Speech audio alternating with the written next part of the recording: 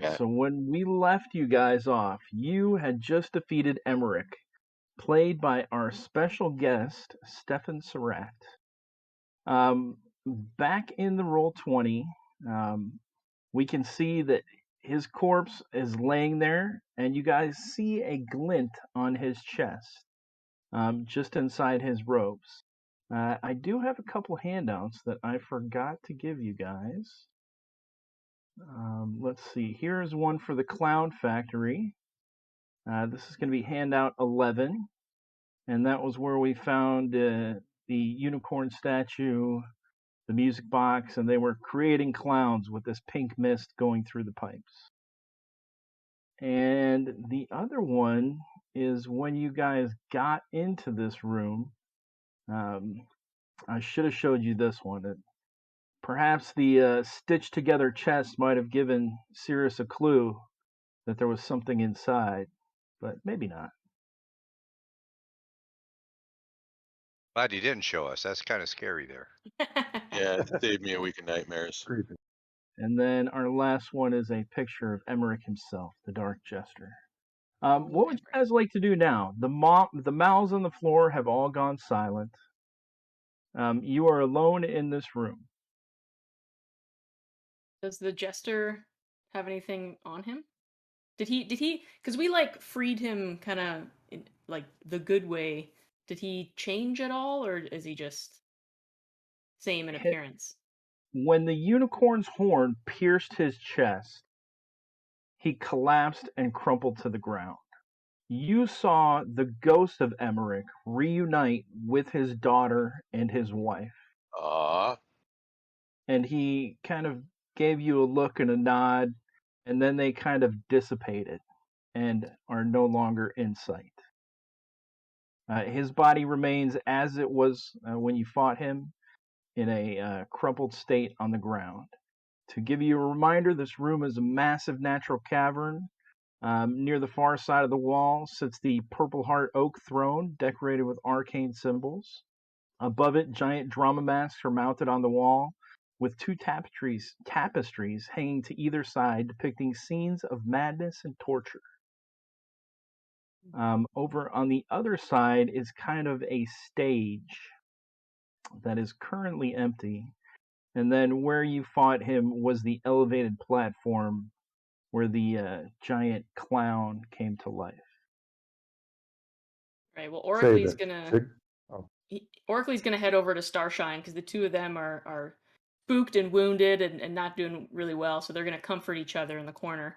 And Burkham's gonna say to the group, "Where are the children? Look around, see if you can find anything." All right, and Warnock, what were you going to say? Siegfried is going to sort of watch him disappear and then look down at himself and see that he is still in chicken form and start swearing and cursing, and finally that leads to crowing and squawking. He's just in disbelief that he has not become human again. All right. Mark, what are you guys doing? Well, if I heard you said we noticed some glint on Emmerich's chest, so I think Barclay is up there, is going to be seeing what's left on his body there. Okay. What's left of it. Hanging around his neck is a fourth glass-blown key with blood pumping through it. He does not have anything else on his person. The only other thing he had was his wand that I believe was destroyed by Cirrus. And then there is a giant mallet that the clown golem also had.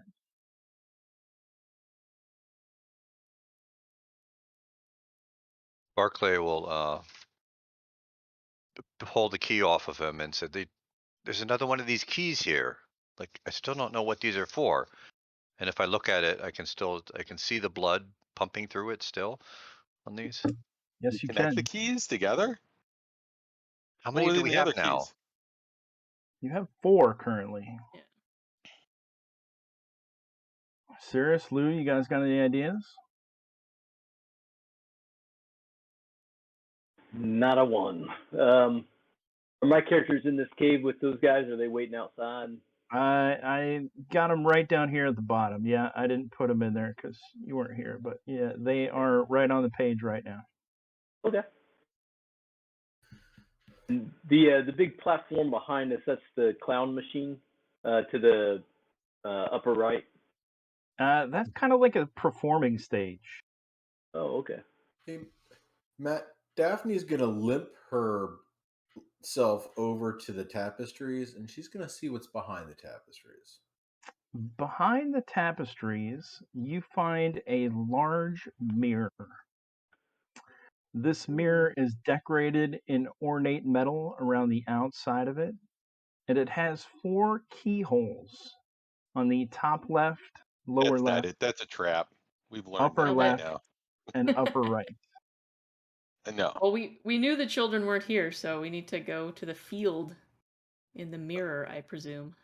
Before we do that, is there anything left to do with the clown golem and rip open the chest? And because there's lots of treasure in there, of course.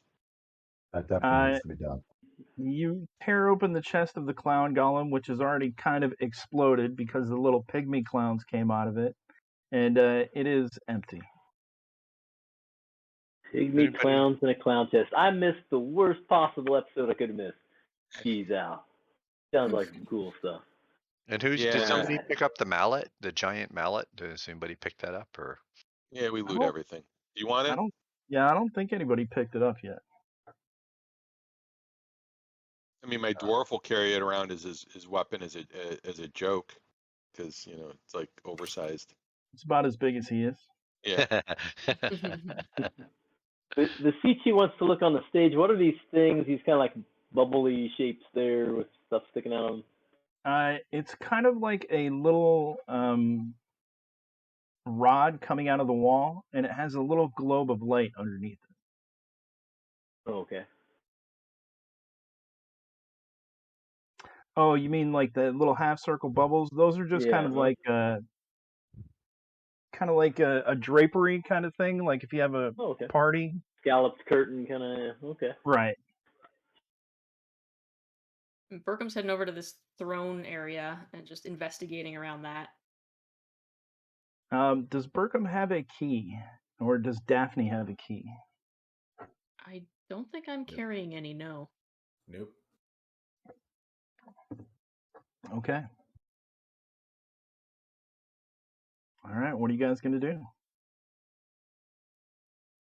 think I want to gonna call smash out- the mirror with this oversized mallet. That or we use the keys on it. I don't know, either one. Does anybody know that they have the key? Everybody with the key, get over here. We've got keyholes over here. So Barclay now has 2 of them, and Elion has 1. So I'm not sure who has the 4th, but they'll Jinkies, come look, a over. clue. If you head over there, Barclay, instinctively you will get a sensation that if you put the key into the lock, it will lead to Carnival Land. Oh, we were in Carnival Land.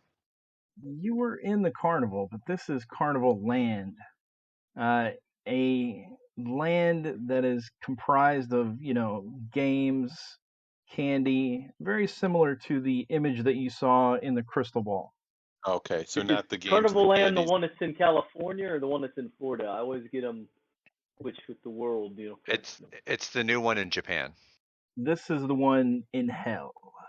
Because we are trapped here, remember? Whenever we try to exit, we just come back in. So this might be our only way out. This might be the way to find the kids too, right? Remember the children? Like maybe this is the way to weren't the children trapped somewhere that was like a fantasy land and candy everywhere? I So definitely Barclay, vote use the keys. so All right.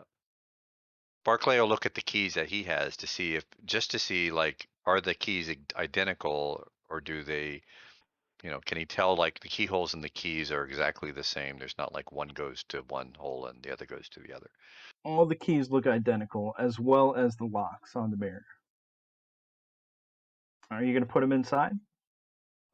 Barclay's looking around. What do y'all, through the mirror? Yeah? Yes. Agnar Yes, starts yes, yes. taking the keys and shoving them in holes and turning them. Putting the keys inside, as you put it in and turn it, all the blood leaves the key, and you see it course around the outer perimeter of the mirror. Once all 4 keys have been turned, the mirror begins to swirl and fade into a pink mist, and it appears that you could go in if you wanted to. Agnar walks right in, dragging the huge mallet behind him. Yeah, Berkham's Agnar gonna. disappears in the mirror. CT will follow. Yep. Barclay, Elion, all in. Is there anyone who is not going in the mirror? Berkham will want to go in last after he makes sure everybody gets through. All right. It sounds like everyone is going inside. As you step through the mirror, you are transported into what you come to understand later as a small little pocket dimension. This world, this landscape is completely surrounded by the pink mist that you've seen previously. And inside, you find all the missing children there, safely at play, eating off the completely edible world that they've been taken to. They're running around playing games, having no idea of what's going on in the real world. Good You luck just getting realize them out if of we here. rescue these kids, we're going to become the bad guys, right? Yeah. You dumb kids. They are not going to want to leave this paradise. Mm. So Who hear me wants to out. see their parents again? If they are alive, most likely they got turned into shoot. Most likely they got turned. Well, what's Heads the are purpose bobbing of in that keeping? fountain there. Yeah. Berkham whacks you, Agnar, when you say that. All the horrors that were in the carnival that you just experienced, you don't see any of them present here. Do we see any buildings, construction, anything else like that? Yeah, there's bumper cars. There's a fun house. There's rides. There's games. There's all kinds of carnival constructions all over the place. No houses or anything like that. And just as you're looking around, looking for someone, looking for another sign of civilization, one of the kids, busts off the handle of a bumper car that runs over and says, "Here, have this," and it looks like a candy cane stick. And then he runs off. Orkley would Daph- take it. Daphne wistfully says, "Wow, I could see myself living here." Place is amazing. All right, so what do you guys do now? You have Rest. found the missing children. Barclay's gonna look around. He one of the kids. He's wondering if the somebody that he knew from outside, a young boy named Yar, was in here. Wasn't quite sure. He's looking around to see if he sees Yar or any other kid that he had talked to before when he used to sell fruit out in the village to just say, try and talk to them and say like, hey, what's going on? So he's You looking see around. one child kind of over in the corner, not playing with everyone else. And you do recognize him as Yar. He has burns on some of his skin. He's always wearing like long sleeve shirts and trying to cover those up and keep them hidden as much as possible. But they are on his hands and some even on his face. Barclay Um, would go over to Yar, say, Yar, you're alive. I'm so glad I found you and to see you're okay. I'm fine. Uh, uh, you is it okay in here? I mean, we've been looking. All the children are gone, and we've come here to hopefully bring you back to the village. He doesn't really meet your gaze. He kind of looks up every once in a while before he continues to look back at the ground. You can tell that he's comfortable kind of staying out of the limelight or not being a center of attention. He says, "Yeah, we're having fun here. Everyone loves it." It I think we're looks like the villains. Yeah. it looks like a fabulous place.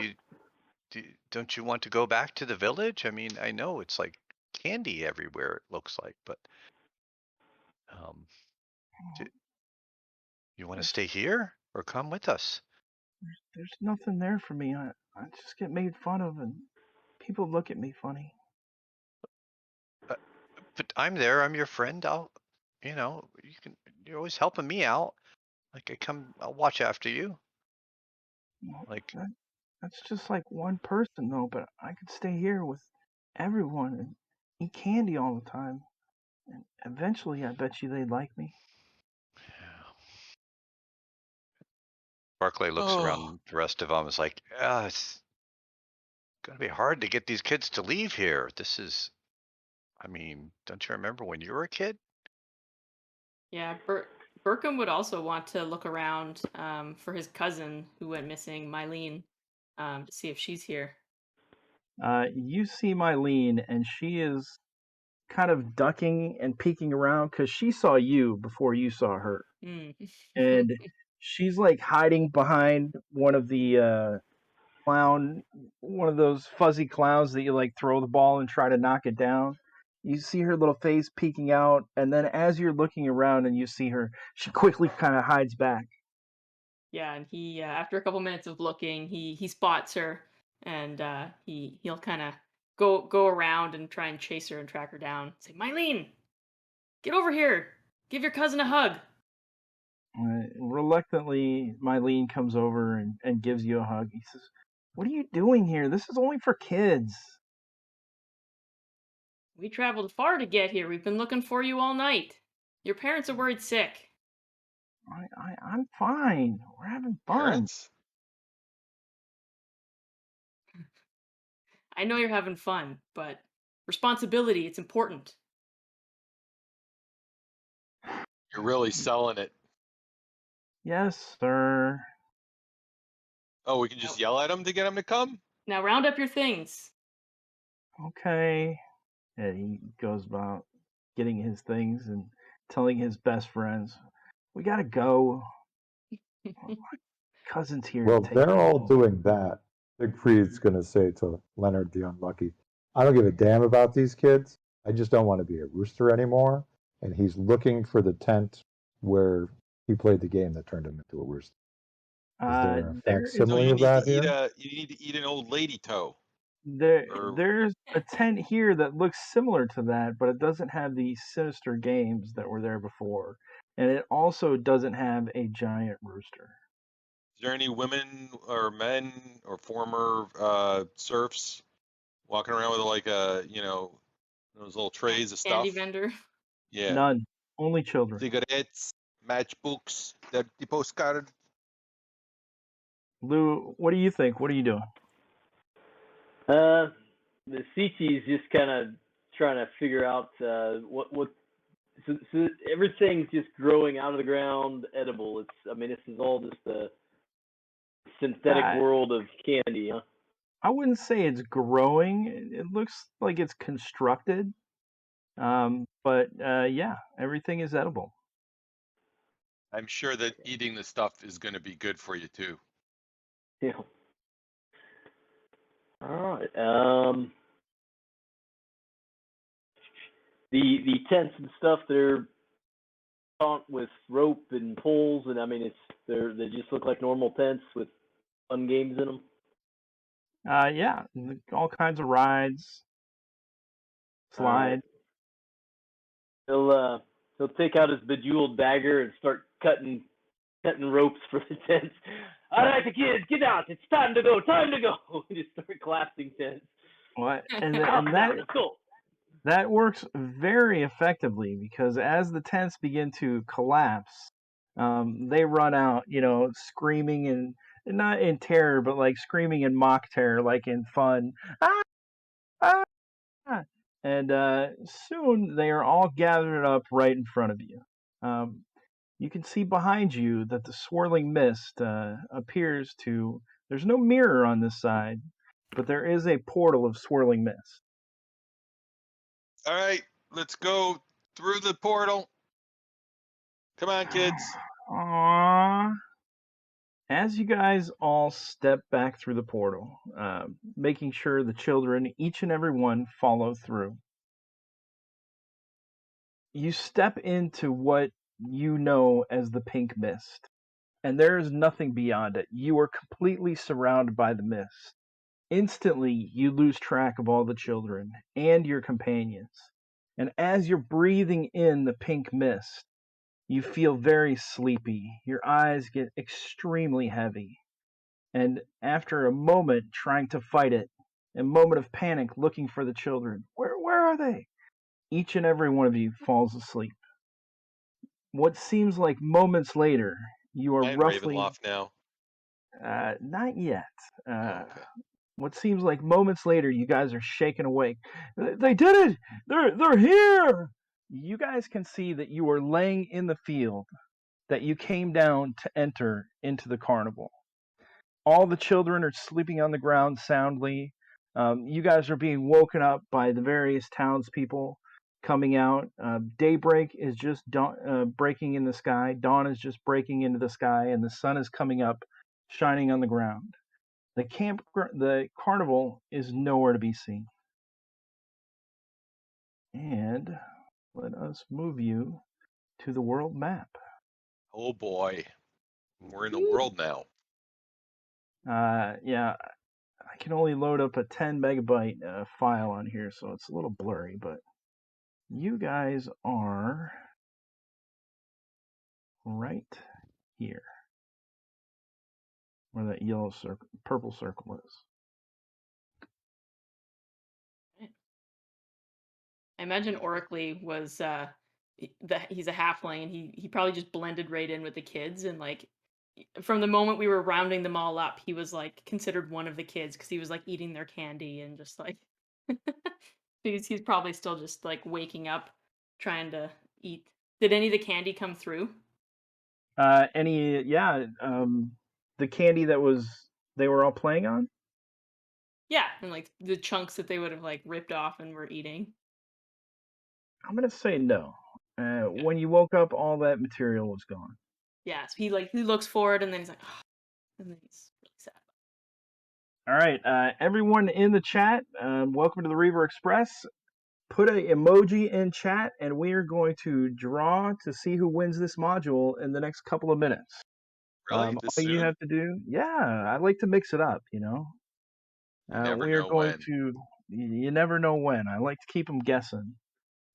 Enter any emoji into the chat on the Twitch, and you will be entered to win the module. I will mail it to you. All right, so Elena, we really don't need the Roll20 anymore. This is going to be kind of more theater of the mind. But what I would like you the guys picture. like to do? Yeah, you can keep it up. I just, the fans at home watching, it's just going to be the same picture over and over. What's the name of this village that we were in? It is Falun, Falun. Like Falun Gong? Sure. The townspeople are surrounding you, and they're like, oh, hugging their children.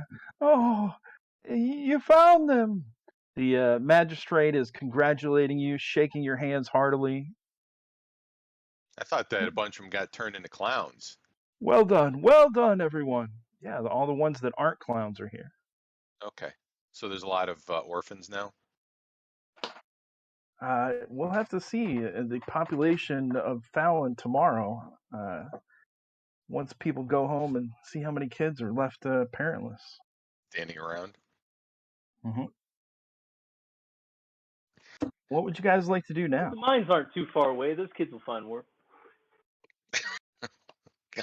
We're always recruiting at the Beggars Guild. Yeah, there you go. We'll be making our rounds tomorrow. How big is Siegfried Fall? will let out a victorious crow. Fallon has a population of 226 people. Good to know. So do we have a place to stay for the night? You do. You guys each have your own residences. Some of you are staying at the inn. I got a farm on the outside of town I can go hang at. You've got a farm on the outside of town with your 8 brothers and sisters. So I think Oracly with Starshine the pony, they're both still in pretty rough shape, and Oracly doesn't really have a place to go, so he's gonna take Starshine to like if there's a stable somewhere, and probably crash in the hay with her and Okay. recover a bit. All right. Cirrus, what are you doing?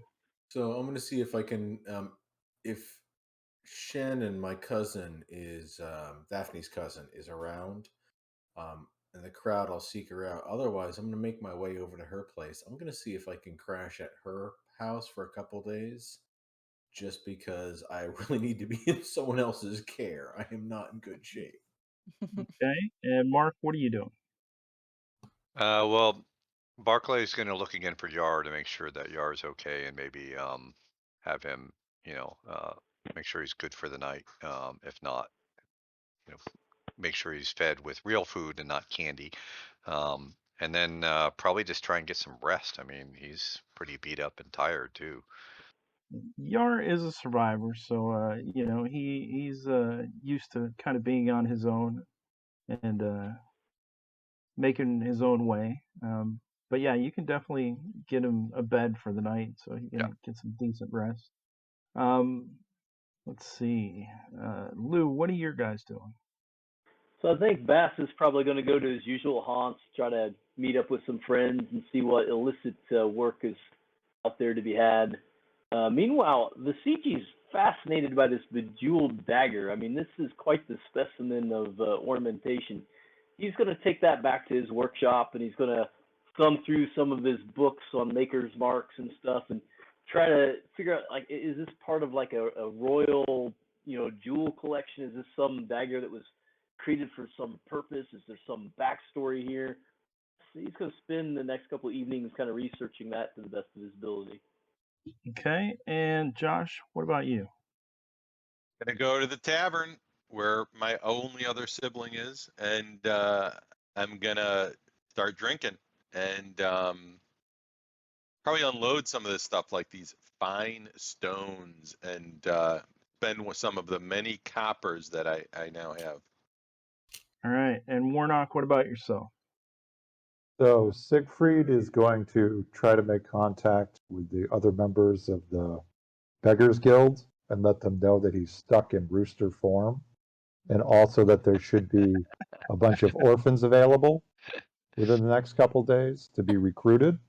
And All right. he's willing to give up his pearl earrings for any information that the guild can provide to help him turn back into a human being. And then I think that Leonard the Unlucky, he probably got locked out of his own house and he sleeps outside. Okay. Give me a D20 roll, please. Add in my other character, Burkham. He would make sure that his family gets reunited, Mylene with his aunt and his uncle, and get them situated. But I imagine, because he's the leader type, and so like before everybody disperses, he would definitely say to the group, like, rest up, heal your wounds, be with your families, but let's reunite at the tavern, tomorrow or something like that. Okay. And I have put the town map up there for you. So fortunately enough, most of the townspeople that were turned into clowns had no children. There are only 2 extra orphans in the town of Fallon. 2 possible new recruits for the Beggars Guild. But first, let's go ahead and draw for the winner of our module. Last chance, enter any emoji into chat, and we are going to draw to see who wins the module. In 5, 4, 3, 2, 1. Elena, how many people do we have entered into the raffle?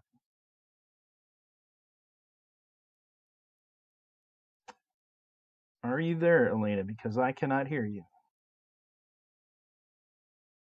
All right. In 5 more minutes, we will draw for the module. Because I need to know how many people there are. All right. As you guys get the first good night's rest that you've had, in a long 24-hour period. You guys all sleep like rocks. You rest and recover. Everyone can gain. Did I already give you guys luck last session? No.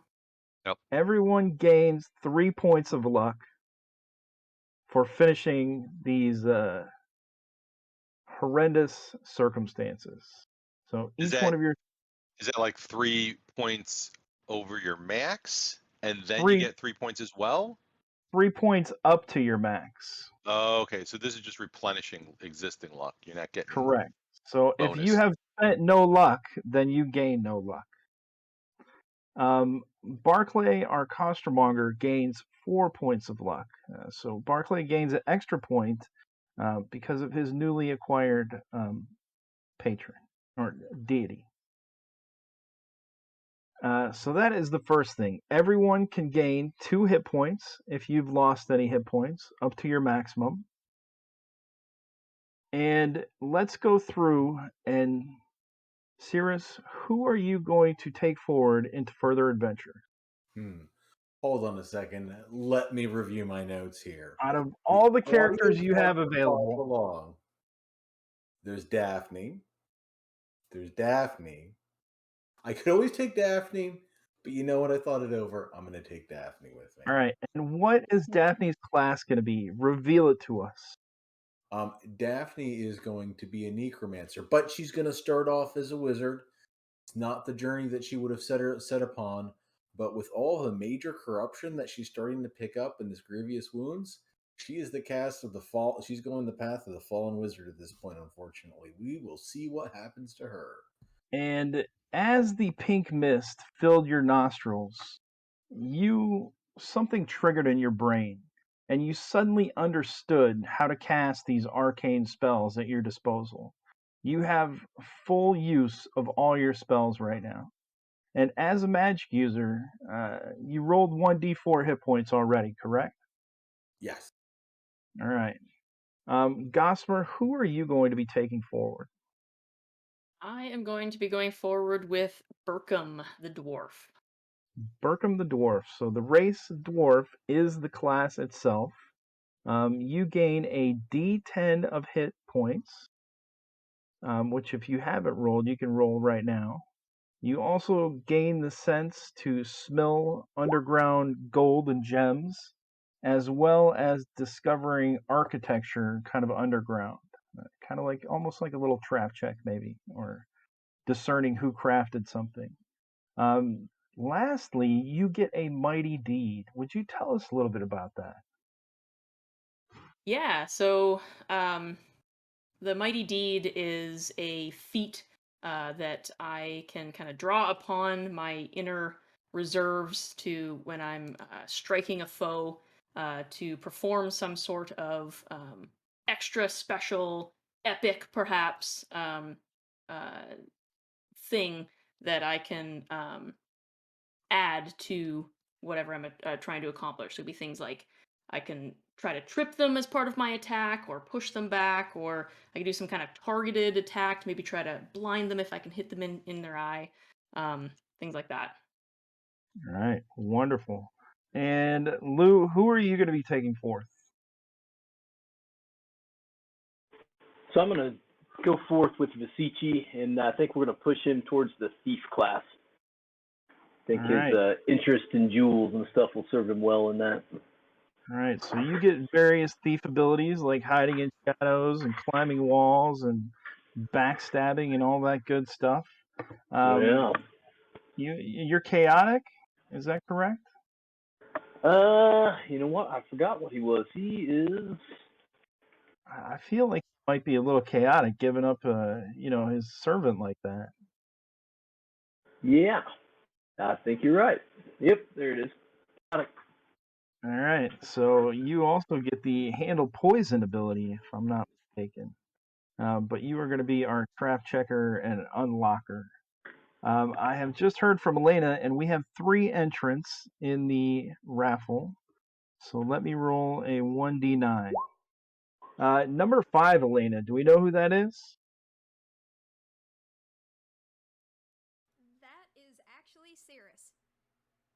Cirrus, you have won a copy of Frozen in Time. I have a stack of those. I give those away. They're great. Re-roll that, please. All right, let's see who really won the module. Number 2. Dannerbean in the chat. Yay, All right. Dan. Hey, Dan, if you would message me or Vitani in the chat, click on our names. Congratulations, you have won. Nice. That's a good one. Very good one. Just it's one of send my me your favorites. address, please, and I just typed your name in the chat. All right, so where did we leave off? Congratulations. Mark, who will you be taking forth into further adventures? I will be taking Barclay, our cleric friend, who is fell and then came back, having made a connection with Carpessa, the goddess who oversees the plants that go from a seed to a fruit, and the nourishment that provides from fruits, and rebirth it represents to trees and provision of life. And you have made a custom deity, is that correct? That's, yes, custom deity. Where else can you do that? Yeah. Yeah, So Awesome. outstanding. He's like, what do you think of this? I said, that sounds great. Write it up. And so, yeah, we're gonna roll with it. Warnock, who are you gonna be taking further? I'm going Is it gonna to be take Siegfried? Siegfried and see if he can find a way to become human again. So Siegfried, I know you're excited about the chicken class, but maybe after all those missed attacks last time, it's not quite having the I think same. I'm excited about the chicken class. I don't think Siegfried is. Siegfried would probably want to turn back human. And Yeah. Zerathon, Agnar, you have Agnar left. What is Agnar going to be? He's a dwarf, so he's probably going to be a dwarf. All right, so roll a d10 for me, and you will get a deed as well, starting at a 1d3. And underground, gold, and gem smell, as well as construction. Warnock, if Siegfried turns back into a human, what class are you thinking? I think it'll depend on if and how it happens. If it happens by magic, I think he would be compelled to follow that path. If it happens through the act of some god, he might, pledge himself to gain human form again. I'm hoping it doesn't work out for him and he just stays a chicken. All right. All right. So after a good night's rest, you guys sleep until probably early afternoon, when suddenly there's pounding at your doors. Messengers have been dispatched to each of your houses. If you're not in a house, they're scouring, looking all over for you. Eventually they find you laying in the hay in the stables, and they're like, come quickly, come quickly. The magistrate needs to talk to you. Yeah, Burkham would go immediately, no question asked. Is anyone not going to talk to the magistrate? Barclay will head over. He owes me money, Yeah, so yeah, All I'm right. going. Heading over to the magistrate, you see Ruck Karpesh. He's an elderly fellow, very nice, generous person. But he's like, there's a problem. The carnival has left its mark on the town. You didn't kill them all. There's a cow in the field to the east, and by the bridge there's some kind of pink monstrosity. Please, you have to finish those. Take care of them before they destroy us.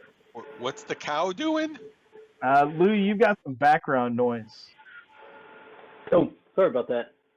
That's all right. You have to see it for yourself. I've never seen such a monstrosity. Cow's I the can monstrosity, or there's some monstrosity by the bridge? The cow, both. Oh, they're The both by the cow is in bridge. the field. The monstrosity's by the bridge. Just go. He's kind of directing you, and I put the town map up The cow is kind of right about here in this area. Did you draw this? I did. This looks gorgeous. And the pink monstrosity is right over there by the bridge. I think we should split the party. And You- Elena, that is the map on the Okay. right side of Roll20. I don't have the Twitch up, so I'm not sure what you're looking at. Oh, I see it there. I'm gonna scroll over. There it is. Found it. Yeah. All right, Yeah, so it's the over to the cow, right. the cow is up here, and the pink monstrosity is over here. Something escaped from the carnival. When it disappeared, these things remained. You have to help. We know you can handle yourselves. Shall we to the bridge? Which one's closer? Yeah, where are we Um, now? I don't see a big red dot telling me you are here. All right, let me put a big red dot on there. Barclay will say to the magistrate, I went to find Yar. I'm not your police force. Like, you just want us to go around and protect you? Like I found Yar. Like, really? This is your town too, and you obviously have experience dealing with these things. You freed the children. None of us know what to do. To the bridge. All right. The red dot is where you guys are. Agnar begins heading east towards the bridge. Come All on, right. let's go. Cirrus? Lou? Yep, heading with them. Yeah. Heading with him. Grape, I just need to know, any chance Daphne's recovered at least 1 point of ability damage? She has. She got a good night's rest and has recovered a point of ability loss. Oh, that's excellent. You know what? Let's do this then. I've got 5 stamina now. I'm ready, guys. I think Siegfried would point out that he has sacrificed his body to bring these other children back. So if they want more help, then the orphans need to be turned over to the Beggars Guild. This is the first time the magistrate is actually taking notice of Siegfried. When you guys recovered, he just thought Siegfried died in the carnival and you were a chicken wandering around. He's like, "Whoa, what did you bring with you? That thing is talking to me." The long story for after we deal with your problem. He's one of the greatest warriors of all time. It's just a chicken. Battle chicken. Adult chick. And I'm just going to crow at him, kind of run at his legs like, Ah! You see him hopping and going back into the magistrate's office. but I will go with the rest of the party. All right, if you guys could drag your name over to the left side of the bridge, that should drop your tokens nicely on the map there. Bloop. Texas left there. Yeah, there you go.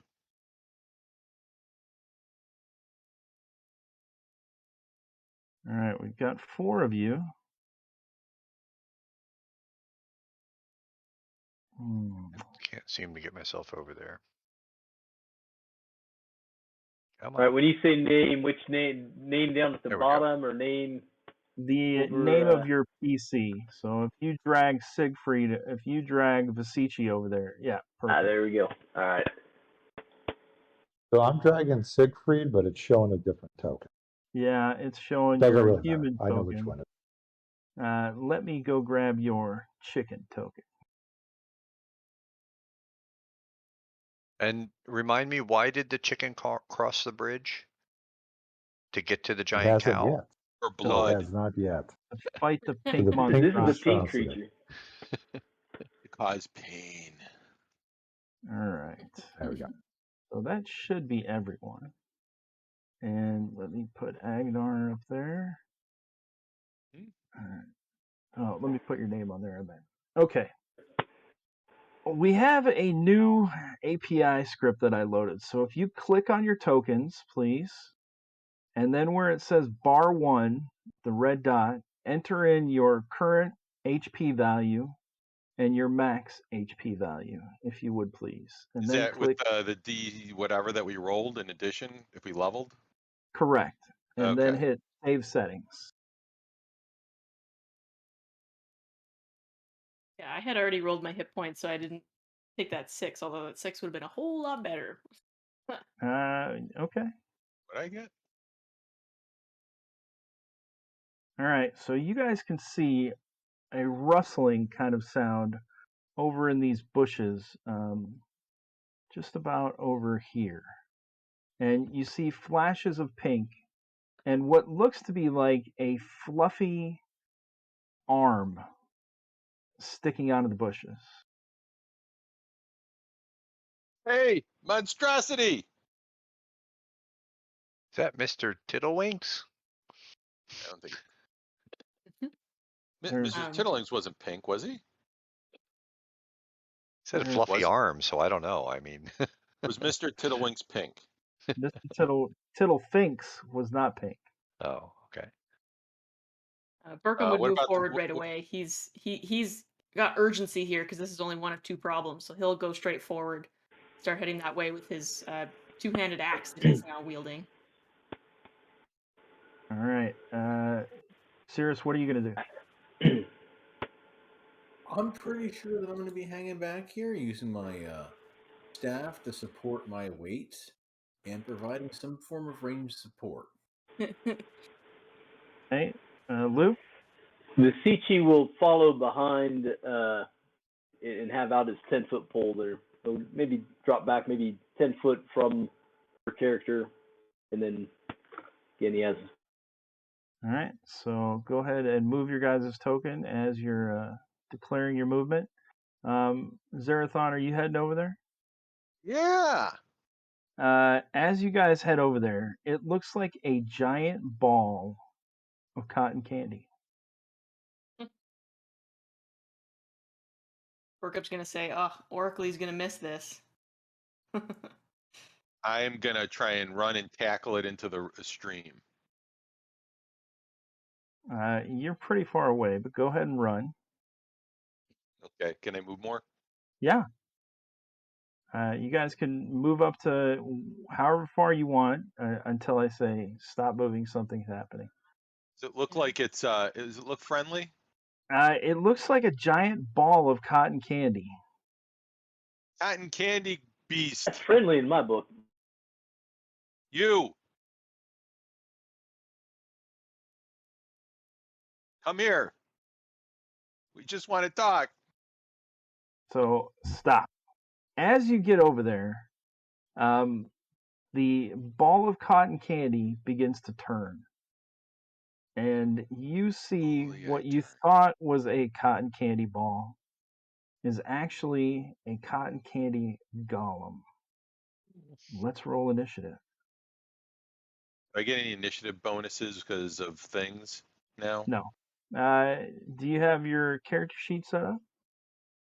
No, I just leveled, you said. Roll my Well, dice. we should have set that up beforehand. You gonna open the tracker before we roll? Yes, I will.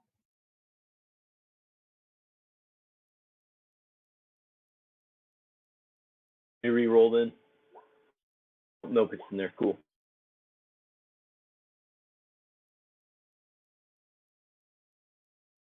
This cotton candy golem. You remember when you guys ate all the cotton candy and you guys all passed your checks? I was like, no. I was like, I made this cotton candy token and it's freaking awesome. They're gonna deal with this cotton candy. So this guy didn't pass his check, is what you're saying. Somebody didn't pass their check.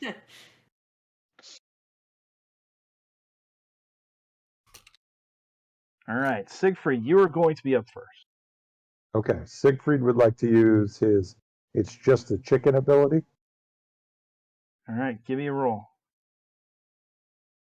Roll on a d20 for that. Siegfried, did you move yourself? I still got you way over on No. the other end of the I bridge. should be over here on the very edge, walking on Okay. the thing there. Siegfried would be And I should have leading a the plus charge. 1 to that. All right, So so it should be a 14. 14. And what do I need to do to is there a DC that is accompanied with that, or I don't think so. It just says it's just a chicken. Hold on. I think it's a Negative will save. size. PC may roll to be overlooked as if they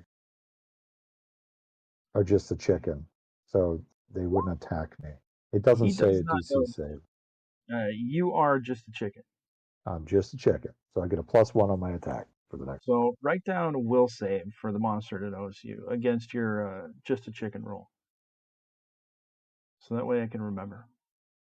All right, so you are just a chicken. Daphne, you have seen a giant cotton candy monster. Mongo!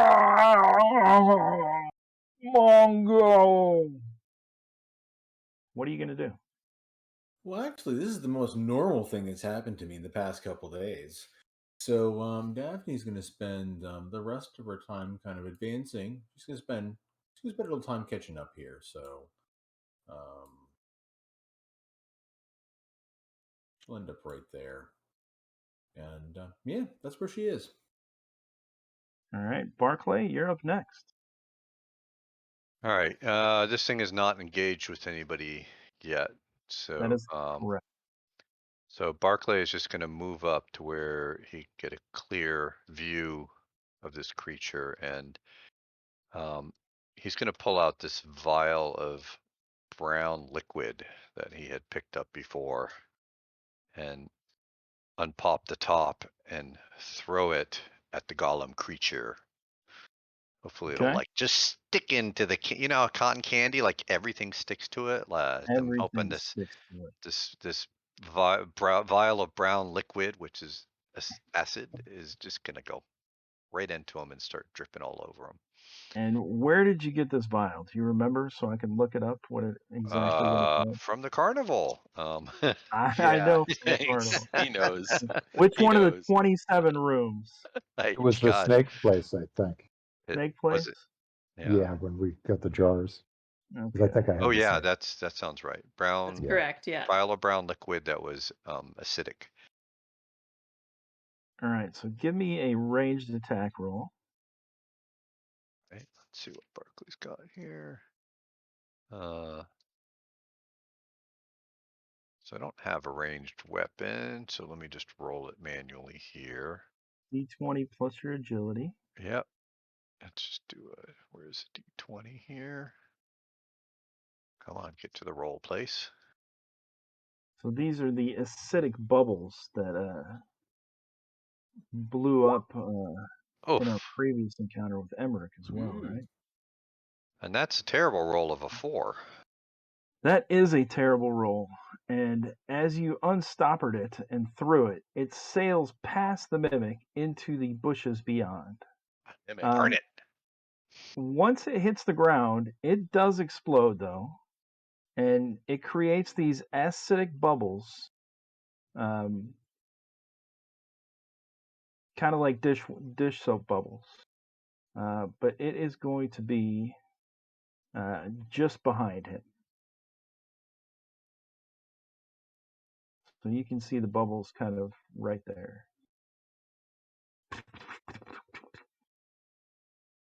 All right, Burkham, you're up next.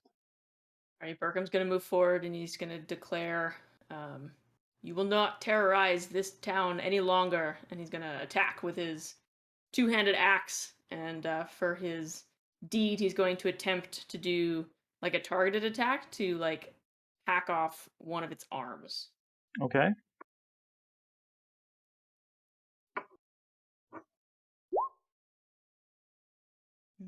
So to have the deed successful, you have to get a 3 at least at first level. So the deed is unsuccessful. 10 is also going to miss. You're pretty close though. If you wanted to change that 10.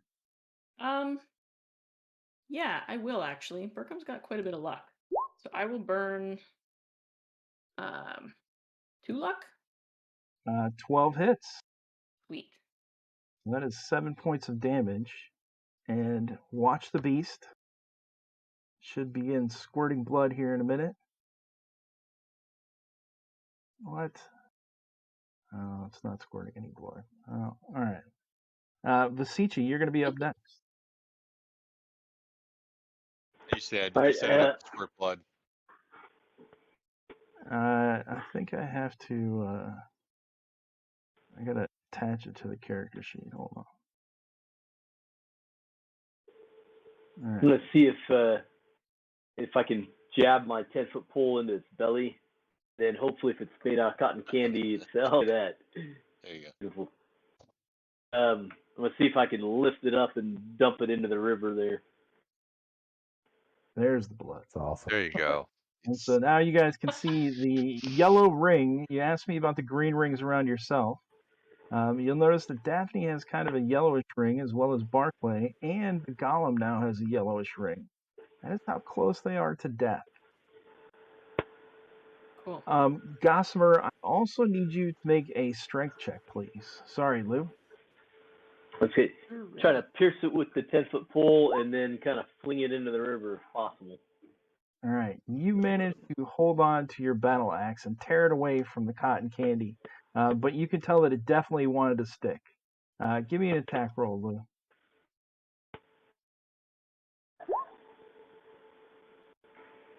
Nope, sorry, that's not the thing I meant to do.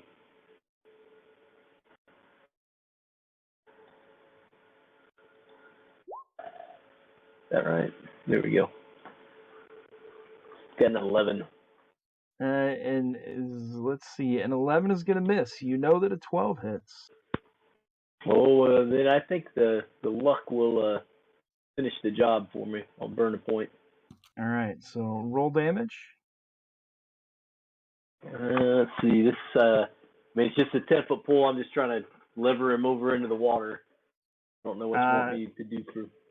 So, as far as foregoing damage, you would like to kind of cause him to fall into the water. Yeah. Let's see if I can beat an 11 or a 12. He does lose his balance and begins tipping toward the water. The slash in his arm that is now dangling from his side, and he was about to swing with his arm. It's kind of thrown him off balance, and he falls to one knee, and you can see his foot step into the water and begins dissolving his foot. Agnar, you're up next. Yay! I want to do like some kind of like whatever. I run and deliver like a kick or something and knock him the rest of the way into the water.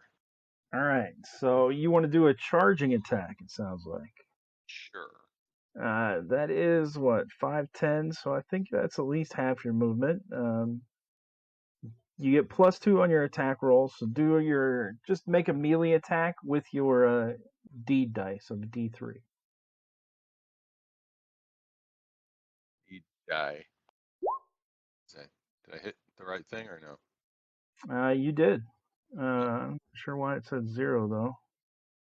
I didn't. Maybe do I have to select a D die on my character sheet? You got to select D3. Hit it again. Okay. I'll just Hold fix on. it for I you. selected D3 and I'm hitting the button. All right, so you got a 1. Now roll your attack roll for a melee attack. Or you can just roll a strength check. Strength check. 18 is going to hit. Your deed does not knock him any further into the water, but give me a 1d3. So just roll your deed again for damage.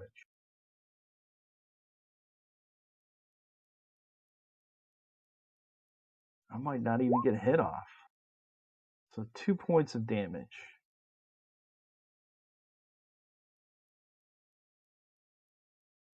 The cotton candy mimic reaches down to pick up Agnar, his tiny dwarven body. And he's just too small. You duck right underneath his grasp as more of his leg begins to dissolve into the water, and his arms reach harmlessly over your head. Siegfried, it is your turn. You are perched Siegfried perfectly is- above In cotton the water. candy. He's going to launch himself right into the face of it and try to knock him off balance into the water. All right. So he gets +1 to this because he's Agnar, just give a me chip. a strength check, please.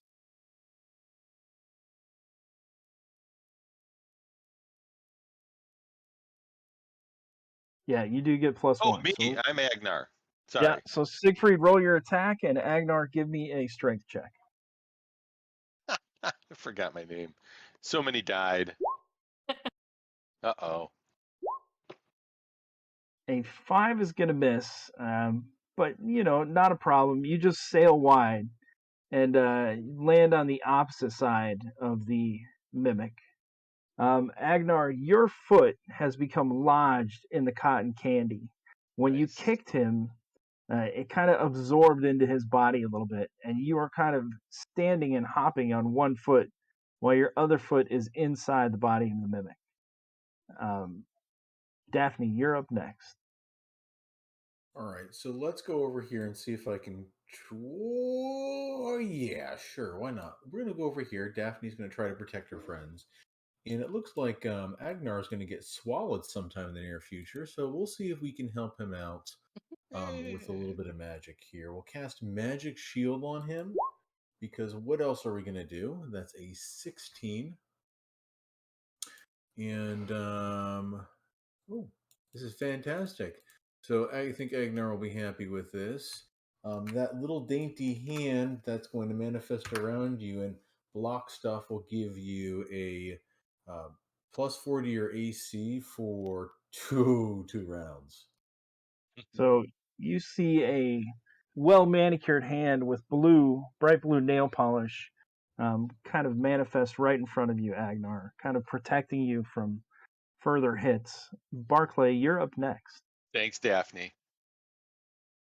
How deep is this? A river or a stream, or what's the water like here? It's probably around 8 feet deep at the center. It's a small river. Okay.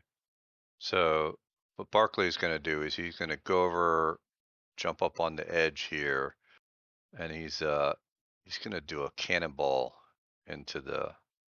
right into the water to try and just splash water all over this beast, seeing that it's starting to dissolve him in water. All right. Do you know how to swim? I'm going to find out. We will find out. All right. So you leap up onto the ledge of the bridge and drop down in kind of a cannonball-like position. I'd say where you're at, it's probably 2-3 feet deep, so you can get a nice splash. Give me a luck check. That's awesome. Where's the luck button on here? Luck check. Success. Give me a D4, please. D4.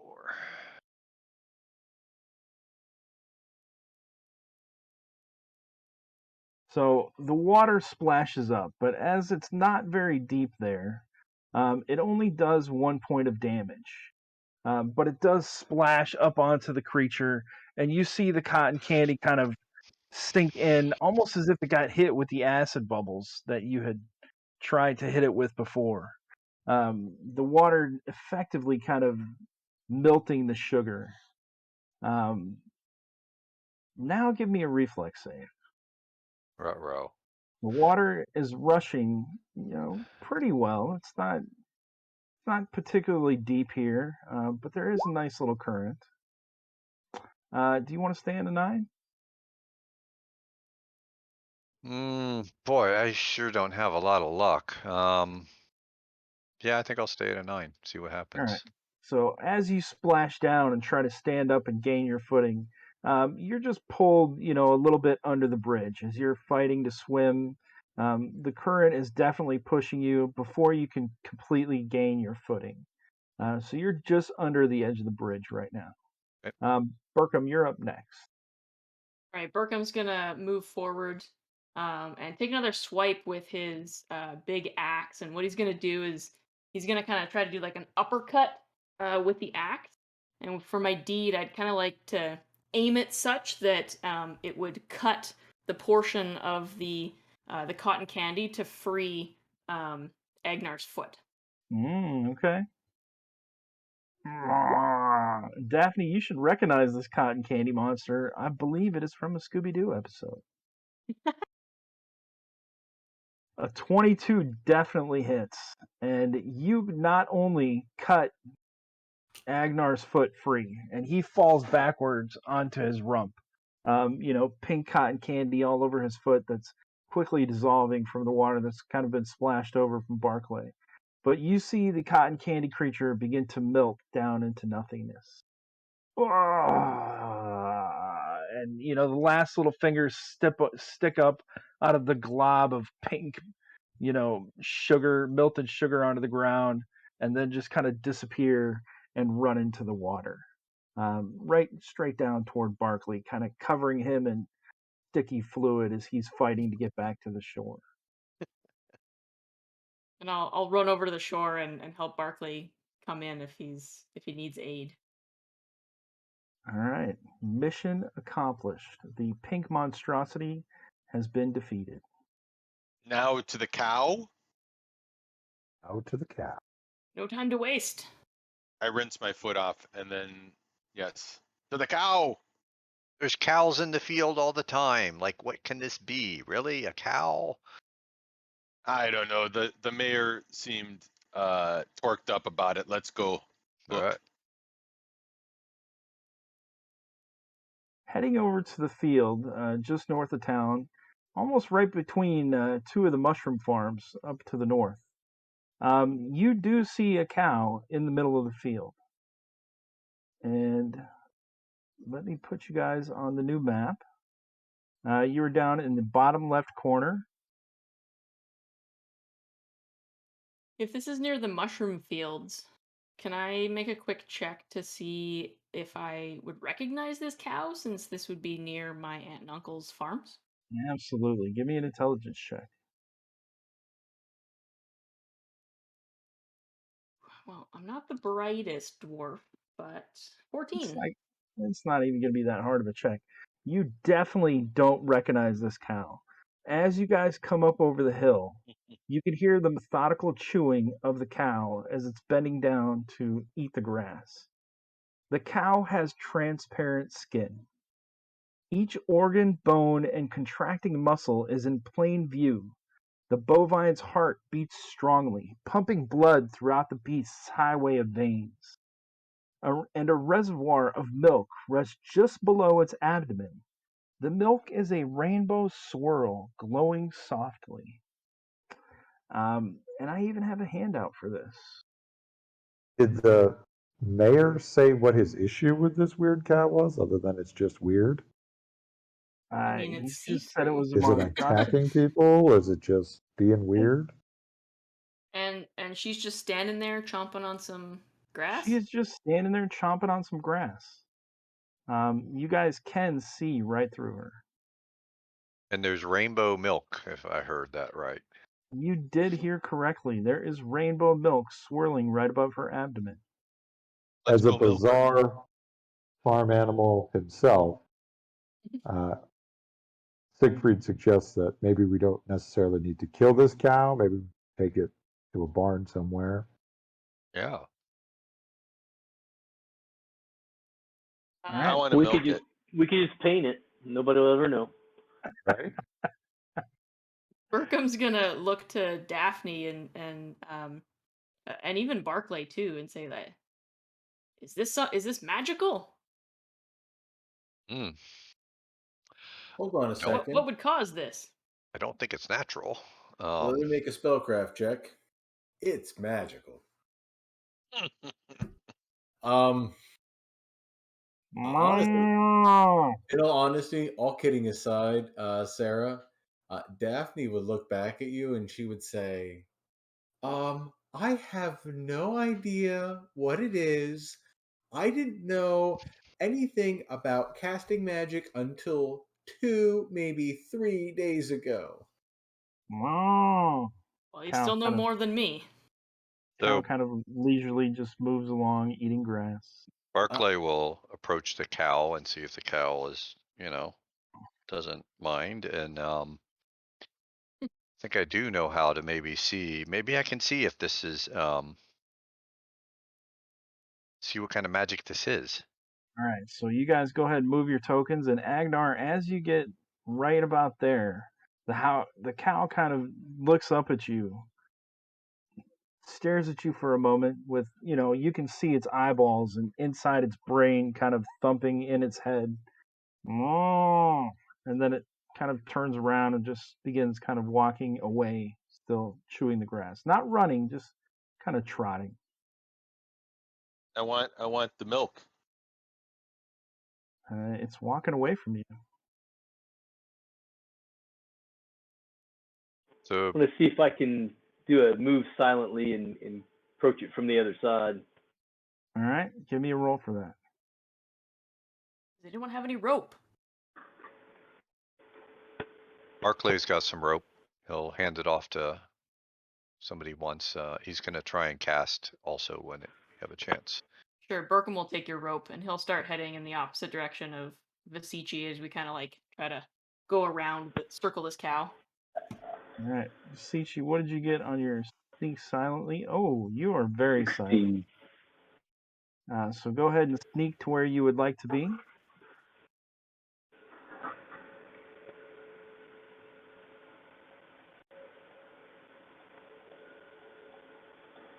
Huh.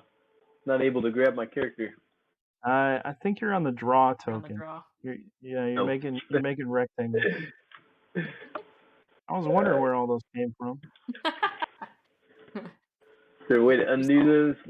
Yeah, I'll take them off. Okay. Alright, try this. There we go. Alright, I'm gonna kind of come up from the other side here. So Barclay is gonna try and cast detect magic to All see if right. he can understand what's going on with this cow here. Give me a cast roll. Oh, first, you know what? I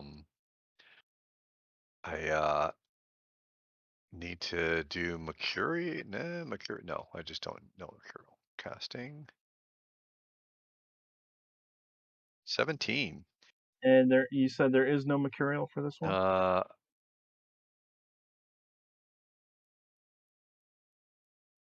don't have a Mercurial. Do I?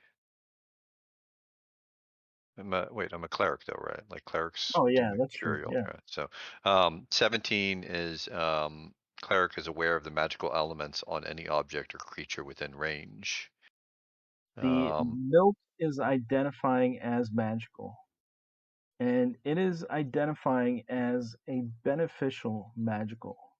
It keeps cycling. You can't really focus on what kind of benefit because it goes from one benefit to another, to another, to another. First, as you're focusing on it, you get a sense that it can increase strength. But then as you focus on it some more, it switches and swirls, and you get a sense that it can, temporarily boost agility maybe. You're getting all kinds of, but definitely magical in nature. Yeah, so definitely that something's going on with that cow, and the milk in that cow is definitely magical and could really be some helpful stuff for us. So if we can lasso that thing and kind of make friends with it, might be You can take it to my farm, my family's farm. They can have And milking it for us. as you guys are surrounding it, it kind of notices that you're surrounding it. It begins heading to the north. It did not notice Vasici, so it's kind of almost heading right for him. And then its head darts up. And it goes almost in distress. And it begins turning away and running right past Burkham. You can see what aroused the cow's suspicions as three very large lions come around the other side. Lions? And tigers and bears. Oh my. Aye. oh no. These lions do not appear to be normal. Their eyes are completely white, almost as if they are not alive, and parts of their flesh are falling off their body. They have scars and, just masses of chunks of flesh that are rotting and deteriorating on their face. And a sickening smell kind of emanates over the hill, which is definitely what caught the scent of the cow. What the cow caught scent of. We know what you meant. Let's roll initiative. Select token. Click button.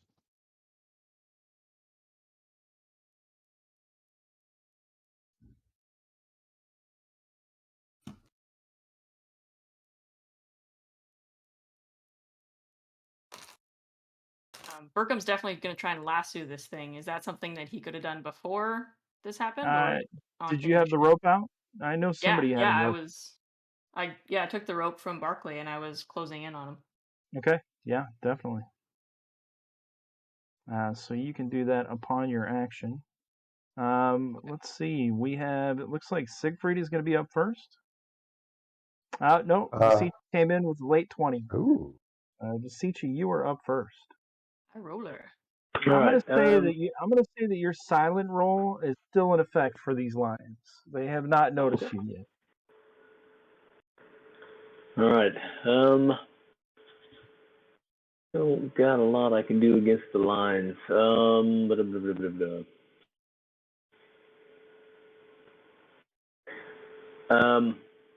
I will kind of drop down into the weeds and hide with my pole here, waiting for something to do. So All I'm right, gonna make a hide roll now, I guess. give me a hide and shadows roll, and then you can move after that if you want to. Siegfried, you're going to be up next. Okay. I think Siegfried would like to. How high is the grass that Siegfried is in? It is probably about 6 to 8 inches high. Okay. He'd like to sort of hunker down and hide in it. Okay. And I believe you have a hide skill, correct? It's +3, but I don't have a button or anything to push. So just roll a d20 plus 3. It's going to kind of work like the thieves' hide ability. So that is a 14. You also believe you are pretty well hidden. Would you like to move? Yes, I will. All right. Agnar, you are up next. 5, 10, 15, 20, 25, 20. 30? No, What? no. Dwarves only move 20. Oh, They that's have not what my little tiny character sheet said. legs. Well, that's because you didn't update your character sheet. You took 2 weeks off playing around. No, that wouldn't have changed. All right, anyway, so can I do a ready to action or something, or am I making up rules right now? You are absolutely making up rules. There are All right, no ready to action in DCC. I will sling bullet him then. All right, The go for zombie it. lion closest to me. And of course, I don't have that on my. Oh no, I do. There we go. The deed goes off, but it was a roll of 3, which is not going to hit the zombie line. Okay. That's Death, me. you're up next.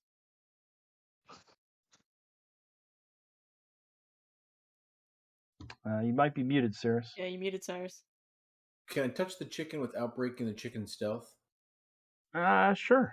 Yeah, you want to cast a spell on it? Yes. I guess that's up to the chicken. Siegfried, does Daphne see you? Daphne see me? Yeah. I wouldn't say no. If I'm trying to hide, I'm picturing velociraptors in the corn. The chicken they has might be able to disappeared from see. your view, and all you saw as it disappeared was a rustling of the grass. So we'll go over to Barclay, and we'll do a nice little magic shield on Barclay then. All right. Probably a good thing because Barclay's hit points look a little low. Oh, that is a Real nice crit. magic shield. So Nice. let's copy and paste that result here. Barclay has just become a tank. So that's actually a 23. Is that correct?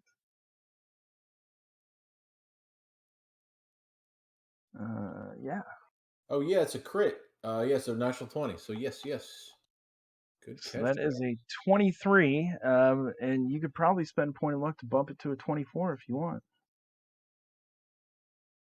Let me give me 1 second. Let me see if it's worth doing. Oh yeah.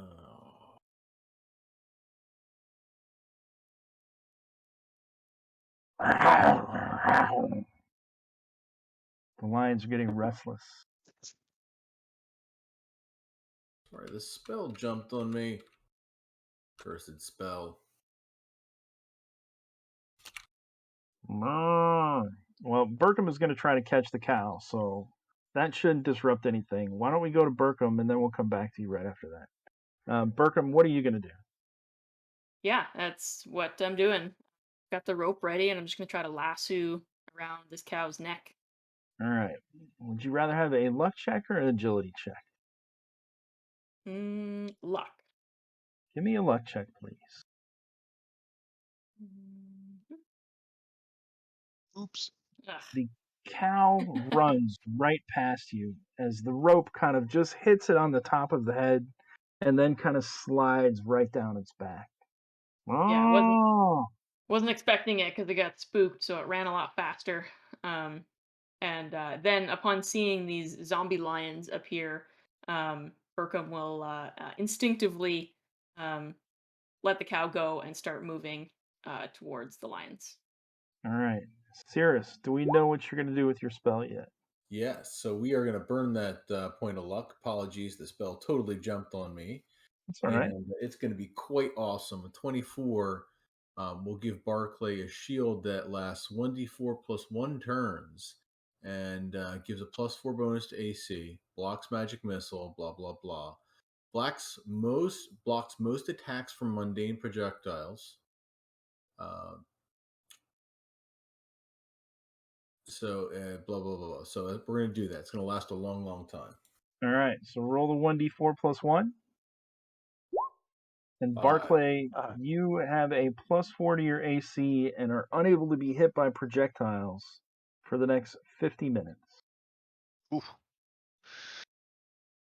And it is your turn, Barclay. All right. With that, I'm gonna move. Seeing Agnar out on the own and feeling this boost, I'm gonna move 30. So these are 5-foot squares. Is that Correct. right? 5, 10, 15, 20, 25, 30, just to get up here. And then these are not normal lions. I'm thinking these are, is the description zombie lion, like I'm seeing these things as they're just not your average lion that I've heard of. You would be correct. They appear Yeah. to be some kind of undead construct. Then I am gonna call out to Carpessa, like, this is not natural, and I'm going to try and turn unholy. All right, let's see it. Our first turn unholy check from our new cleric. Ooh. Oh. So you need to raise your disapproval Now there's by 4 1. of them. It's a 6, and I need to go up to 12. I ain't got that much luck.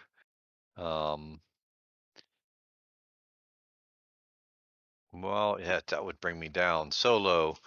I'm just gonna, I'm gonna have to leave it at that. It's too much luck to burn, and hope that shield helps me as these lions come after me. Most definitely probably will. This lion, seeing a bunch of new tasty little targets, charges over. And let's see. It is going to attack. 1 is Josh. 2 is Mark. It is going to attack Josh. I still have my shield from earlier. Your magic shield from Yeah, the bridge? Yeah. How long did that last, Cirrus? Do you remember? 2 The other magic shield? Round, it's gone. It's gone. It is gone. That one only lasted 20 seconds. 20 seconds. 20 seconds. But this lion they look pretty slow as it's kind of leisurely kind of stalking over to you. It goes and attempts to take a bite out of you. But, its teeth kind of rake against your armor and don't puncture it. This one is going to move to the top of the hill, give out a roar, and then continue on kind of right in front over on the other side of Barclay. But it cannot do anything else. These guys are pretty slow. The third lion, seeing the prey of the cow escaping, begins heading in that direction. And Vasicha, you're up next.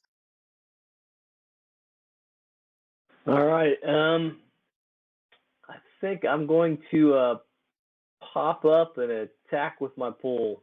Just try All to right. bash the zombie lion on the head there. I'm not sure if you'd be able to get over there. You are pretty far Let's away. 30 feet would be right here, so you would have to double move. Let's do a charge attack then, yeah. Charge attack, you have to go at least half your movement, so you would have to go 15, but your complete movement would only still be 30. Okay, so running that way this turn and then see if I can land the charge in a subsequent turn then. Do you want to sneak over there and then possibly backstab when you get over there? Yeah. Give it the old heave-ho in the back. Yeah, let's do that one then. All right. All right, so So give going me to a... You're already hidden, so if you stay in hiding and just give me a sneak roll, Yeah. then you would be able to double move your whole sneaky amount.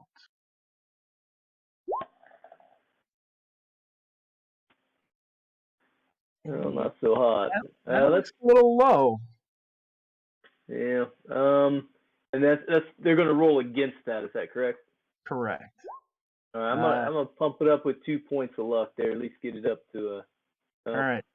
I got an 11. Do you want to? Let's You're go a 3. thief. You're a thief. Wait, So hey, remember, one, you yeah, roll a one, d3 for your luck. Yeah. So do you want to use one? You said 2 already. So roll 2d3 and let's see where the dice land. What's the shorthand for rolling dice here? It is /R space 2d3.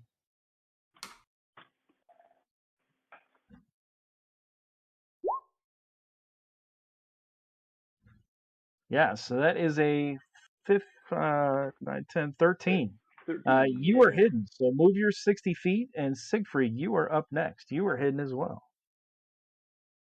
Siegfried, noticing that the cow is going to run away on us, going to run half its distance, and then fly up and try to land on top of the back of the cow.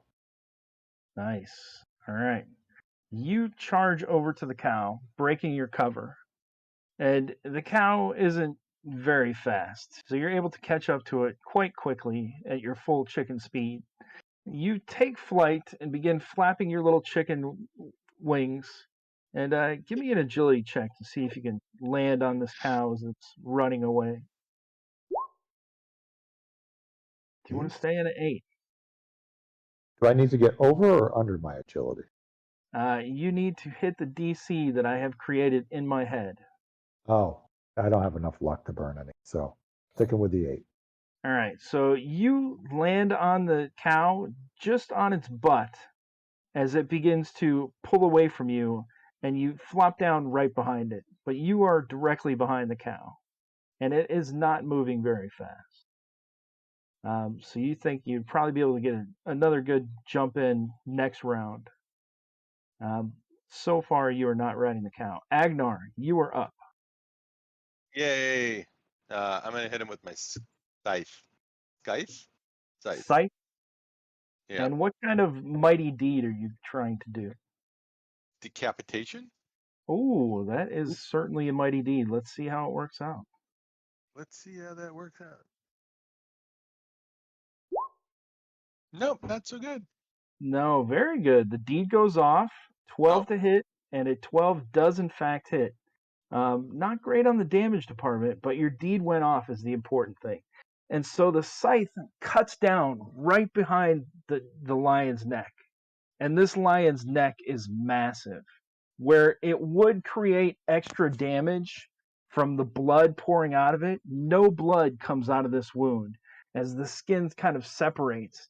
What does happen, though, is you cut into the vertebrae in the back of its neck, and the lion's head kind of slumps forward, kind of loose on its head, and it's kind of whipping its head around, trying to regain the muscle movement in the back of its neck. It is going to be attacking 1 dice down for further attacks. And let me mark that damage off so we can get some blood spatter. They said there's no blood. Oh yeah, there is no blood.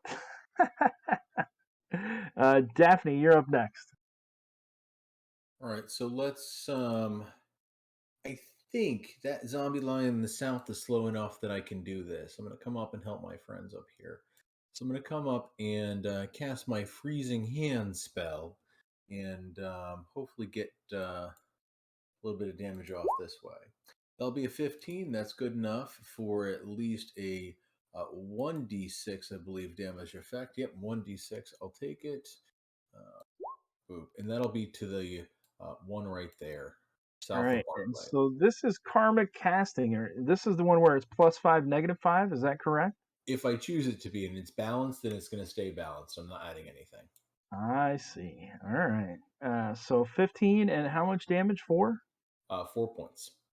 Your freezing blasts of ice and snow shoot out from your fingertips, pelting into the lion's skin as it kind of tries to block its head and close its eyes from this mini blizzard that you've just shot at it. But you can definitely see that some of the ice has caused jagged cuts in its face, and its cheek is starting to slip down its face on the dead skin. Burkham, you're up next. All right, Burkham, seeing that this zombie lion to the south is going for the cow, he's going to try and intercept. So pretty much just double move to get himself in between that All right. and the cow. Barclay, you have 2 injured lions on either side of you. What are you going to do? Go attack the third lion. We definitely want to spread I'm gonna the go damage jump on the cow. I'm evenly. gonna go try and ride the cow. This look like fun. uh, and one of them is attacking Agnar, right? One is attacking. One attacked Agnar last round, and one Yeah. attacked you. All I right. cannot say they would do the same next time. We'll Yeah. have to see. Well, actually, what I'm gonna do is I'm gonna try and engage the one I'm at. I think Noodle Neck would want to come after me after I just did all that. Before Yeah. the line was good. You're asking I'm a lot now. Now you I'm want to gonna be try and focused. keep the one just south of me engaged, so it doesn't go after Daphne that's coming running up. So I'm gonna get in its face, and I'm gonna try again one more time to cast Turn Unholy on these creatures. All right, let's see it. Man. But this Brutal. time I'm gonna burn the 4 luck. Okay. And I'm gonna So, make that 12. and the turn. You have the turn unholy table handy. I have the right. Am I getting the Let's right see. bonuses? Let me make sure. I want to make sure I'm getting all the right I don't think I'm getting the right bonuses in that roll. You should be So- getting your level as well as your personality. Yeah, so I'm not. Yeah, didn't add anything. Didn't add anything. 8 was your roll. Yeah, 8 was my roll, and I don't have a personality modifier is 0, but my level is 1, so that actually should be a 9. Okay, so you would have to spend less luck. Yeah. Let's see. A 12 or a 13 is you can turn one creature. Let's see. Yeah, let me see. So that would make that a 9. And if I burn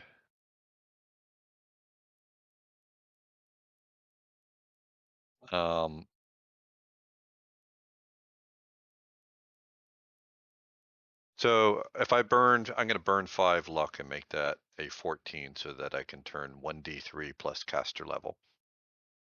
All right. That's gonna take my luck down again. And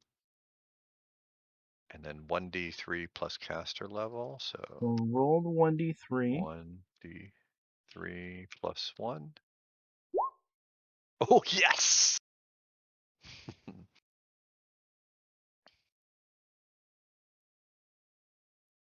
As you call out to Carpathia, and have you declared a holy symbol yet? I haven't yet, no. All right. You hold out your holy symbol, still to be determined. Yep. And you see a kind of muted purple light emanating from it. the color of, fresh grapes. And this light kind of beckons out from you. The two lions, each next to you, because it is their turn, begin kind of swatting their head, kind of like they're trying to get something off their face. But each of them roars and begins exiting, leaving combat. Each of you can make an opportunity attack, Agnar and Barclay, as they leave and attempt to flee. Heck yeah. So the scythe is going to hit for 5 points of damage, and just as this one turns, your scythe finishes the job that it started and cuts this one's head the rest of the way off. And 17 also hits. This one, however, is limping along, trying to escape, as it is still alive. The lion furthest to the south is unaffected. It is further than 30 feet away. Ooh. And it begins charging at Burkham. Unfortunately, it will not be able to attack Burkham because, again, it is moving quite slowly. But it's taking huge leaps and kind of lands right in front of Burkham's face. And just... And strong. Basichi, you are up next. My target's gone there, so let's see. Oh my golly. Let's see. I rule that you can backstab with ranged weapons. So if you have a sling, you could still do a backstab attack. Okay. I don't. I am going to start sneaking back over to the cow. I'm just sneaking back and forth here. All right. So you begin heading over to the cow. Siegfried, the cow is beginning to pull away, but you are primed to leap onto it again if you would like to. Okay. This time I'm going to talk softly to it. Like, here, Bessie, Bessie, Bessie. And then I'm going to run and try to flop on and sit on its back again. Give me a personality roll. Well, first give me your agility check to see if you make it onto its back. Oh, God. You land Now, across the other side of it. You just kind of overshoot it. You're still getting used to flight and these wings, and you just haven't dialed it in yet. But give me a personality check as you're trying to soothe the cow. Do you want to stay on a 9? I have to. I don't have enough luck to burn. You think you would just need one itty bitty tiny point of luck? Don't have one itty bitty All tiny right. luck. The cow continues to head off. It seems reassured by your presence because you are a fellow farm animal and maybe give it a sense of home. But it slows a little bit, but it's still moving. Agnar, you're up. Yay. 5, 10. I can go 20? Yep. 15, 20. Sling bullet the zombie lion that's trying to get away. All right, shoot it. And do you want Can a I deed to backstab it? happen? Can Can I you what? backstab it? Can I backstab it? No, you are not a thief. You cannot backstab anything. I don't know. I see a button that says backstab. That is on every character sheet. But that is a critical hit. So let's see. Nice. 20. The D does not go off. Normally, I would have you roll on the crit table and you would do some amazing extra hit or damage. Unfortunately for you, undead cannot be critted. I'm making these rules up as you go. I am not. They are in the rule book. You cannot crit an undead creature. I don't know. Okay. So it does take 2 points of damage though, as your rock thumps into its side. And the rock just kind of disappears into its side in Run its 1. belly, and kind of. Oh, you were hitting the one that was running away. Yeah. Yeah. So you finished that one. Yeah. Crit That was. Crit doesn't even matter. That one falls to the ground and dies.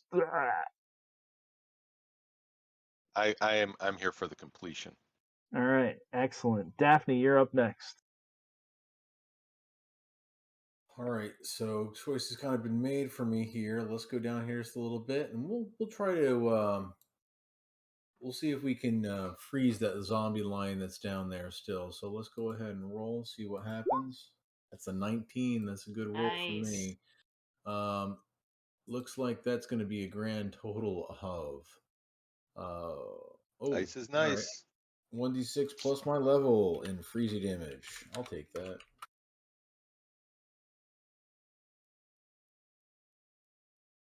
No, really, I will take that. No, really. Come on, roll it. There we go. Typos every time. Minimum damage, 2 points of damage. It's still, it does. Better than nothing. The ice pelts into its body, causing some ripping in the hide of it. Burkham, you're up next. This lion is standing right in front of you. Yeah, so Burkham was kind of prepared as this thing was bounding towards him. And so with his big axe, he's going to do a mighty strike. And with my deed, I'm going to attempt to break his jaw so that he can't bite effectively. Okay. I like it. Oh, crit! Look at all these crits. Yes! All right. Artless crits. No The deed, but... The crit doesn't happen because, as we've just, clarified before, it is undead. But 9 points of 9 points of damage. Tell me how you finish this beast off. Yeah, so like I said, aiming for the jaw, I actually just sink it in deeper than I was even aiming for and end up just like swacking like half of its head clean off. And its entire bottom face kind of just comes off and it slumps to the ground just as it was about to open its mouth and roar into your face with its noxious breath. Siegfried, you have one more chance before the cow kind of gets out of your range Catch and the cow! enters into a little glade of trees that it might get lost in. I'm going to try to land on its back and talk to it. Give me peacefully, the but- agility check. Come on, agility. 15. This time you do land on its back, and it seems perturbed a little bit as it feels your little claws hook into it. But you utter some soothing sounds and give me your personality check. You said utter. I did. So this, did you I'm say glad utter? you caught that cow joke. Okay. I got an 11. And 11 works, and the cow, kind of seeing the threat dissipated, doesn't sense the danger anymore, just kind of enjoys you on its back, feels like it's back on the farm, and begins eating grass again. Before we do anything else with the cow, we are going to take our break for tonight. We will be back in about 10 minutes. We'll see you then. Welcome back to GrapeApe's Reaver Express. Hope everyone is having a great Romance of the Cyclops con. Our group has just defeated 3 zombie lions and a cotton candy golem mimic, and are now dealing with this cow that has completely translucent skin. Handout 6A, just for anyone new joining us. And what are you guys going to do with this cow? It's got a reserve of milk that is rainbow colored. Want to milk the cow? All right. You go down to milk the cow. I'm already there. I'm a dwarf. And what are you going to put the milk in? Are you just going to stick your mouth underneath it? Well,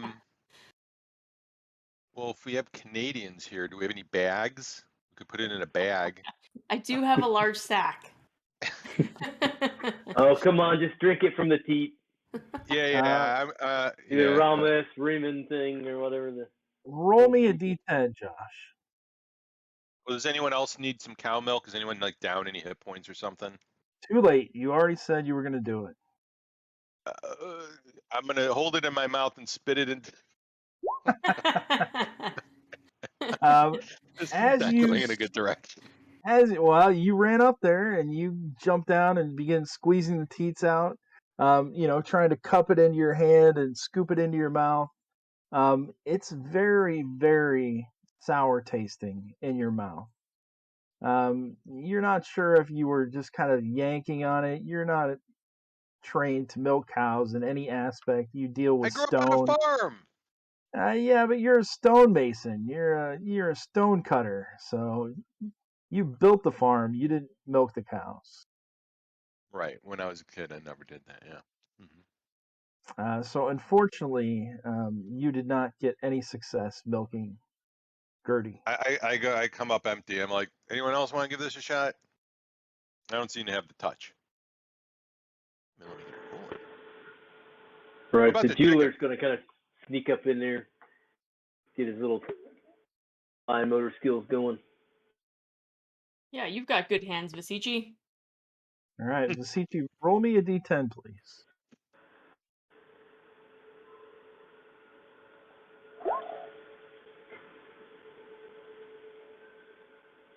Seven. A 7. Now I need you to roll me a d. Hold on. I believe it's a d8, please.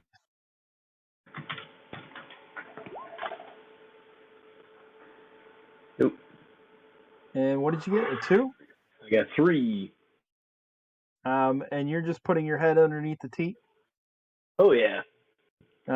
As you squeeze down, the milk begins flowing. Not like a couple drips like when Agnar did it, but you get a good stream going, and a purple milk begins coming out of the teat. As you're drinking it, you feel very quick and very agile. You have a +4 agility bonus. That's going to last for 1 round. So 10 minutes. All right, I tell people, I feel wonderful. I feel like a kid again. Quick, throw me And the rope. We'll tie up the cow. you see him kind of zipping all over the place, super hyper. What would everyone else like to do? So, I would do say- we know, was this a cow that was owned by a member of the village and turned transparent, or just appeared, or what? You do not know any of that information, but you have never seen a cow like this in the village. Is this Um, near a pasture of a farmer we would know? You do not recognize the name Gertie as being one of the village cows, although you might not be up to date on the names of all the livestock in Fallon. There are several farms near to where you guys are at. It's depressing that we might actually know the name of all the local livestock, everyone. I just want to say that. You do not know the names of every livestock. I'm Sarah, you still were going trying to to say figure out something? how do we know the name of Gertie? Because I assume Gertie didn't tell us her name. She's got a tiny little golden, a copper necklace on that says Gertie. Oh, how lovely, Gertie. That's So looks I good would on you. like to actually milk Gertie into an empty potion vial I have, the empty potion vial of mirror image from the carnival, All and right. then drink it. All right. Well, actually, I would have one too, because I emptied out one of my potions of the scent of the succubus perfume. Daphne, roll me a d20, please. I can do that for you.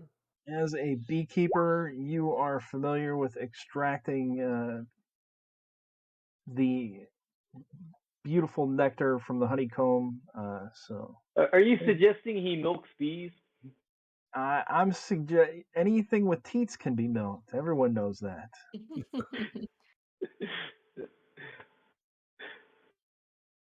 12 is successful. Roll me a d8, please. Boop, boop, boop, boop, boop. As you get down underneath there, your vial fills with a green milk.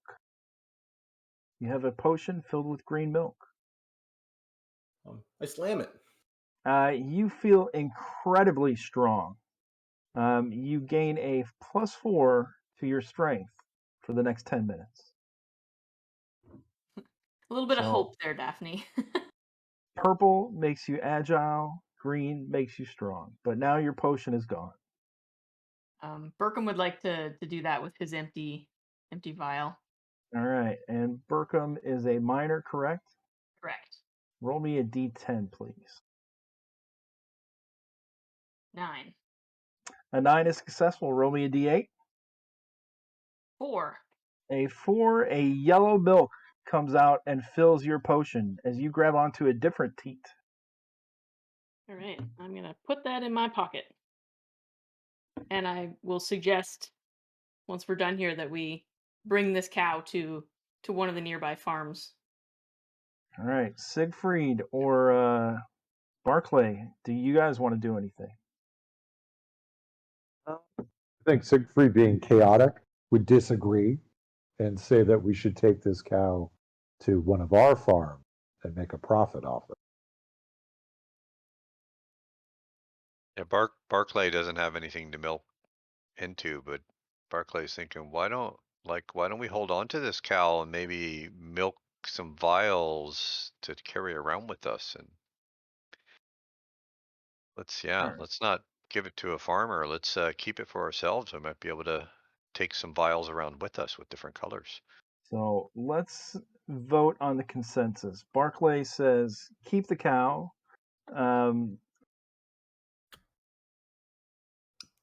Warnock, you say Siegfried says keep the cow. Yep, he's Burkham chaotic. He wants to says keep it. bring the cow to a farm. Lou, what is your vote? Oh, definitely keep the cow. Yeah. Burkham would be on board with keeping it, provided somebody has somewhere appropriate to bring it. If not, he would say bring it to a farm. Okay. There's a couple people that had farms, didn't we have at the beginning there? Yeah, we've got Zerathon definitely has a farm. Got a mushroom farm with 8 But I don't birds know and how 6 to milk a cow. You built the farm. I mean, I don't know how many times I got to tell you. And it's mushrooms. You didn't have any livestock. But you definitely have a place where you could probably If keep I got the cow. mushrooms and maybe there's some subterranean lizards, maybe I know how to milk them. Oh, that's a stretch. The subterranean lizards, you don't have a permit for that. They would not be allowed in town. That is illegal, sir. I feel like Don't it's let more the about like magistrate. having a stable to keep it in, food to feed it.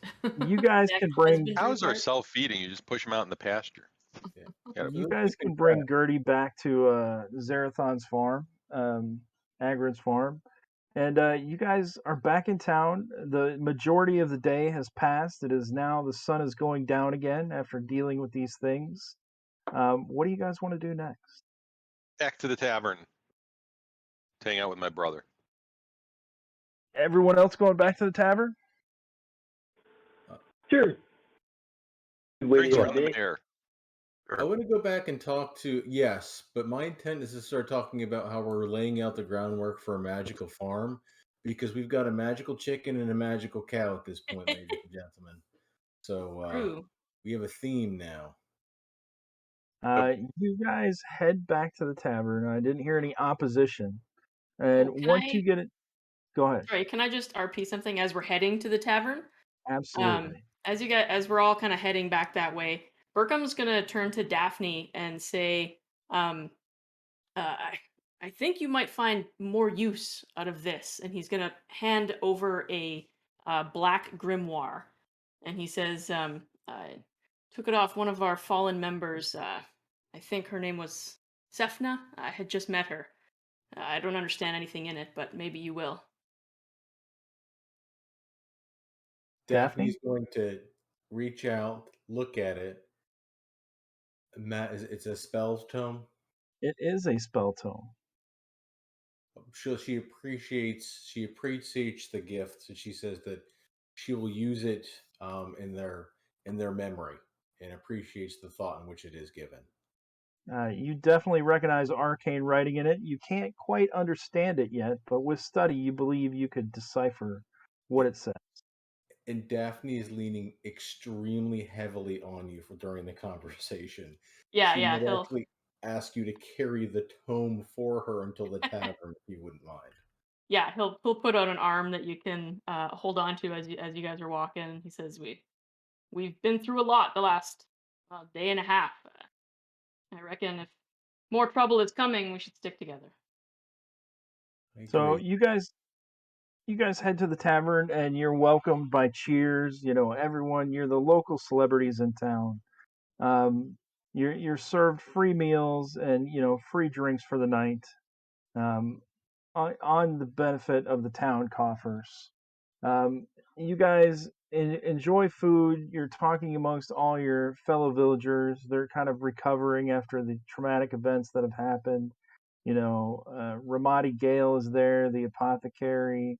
The turnip farmer Horam Stinson is there with his parents.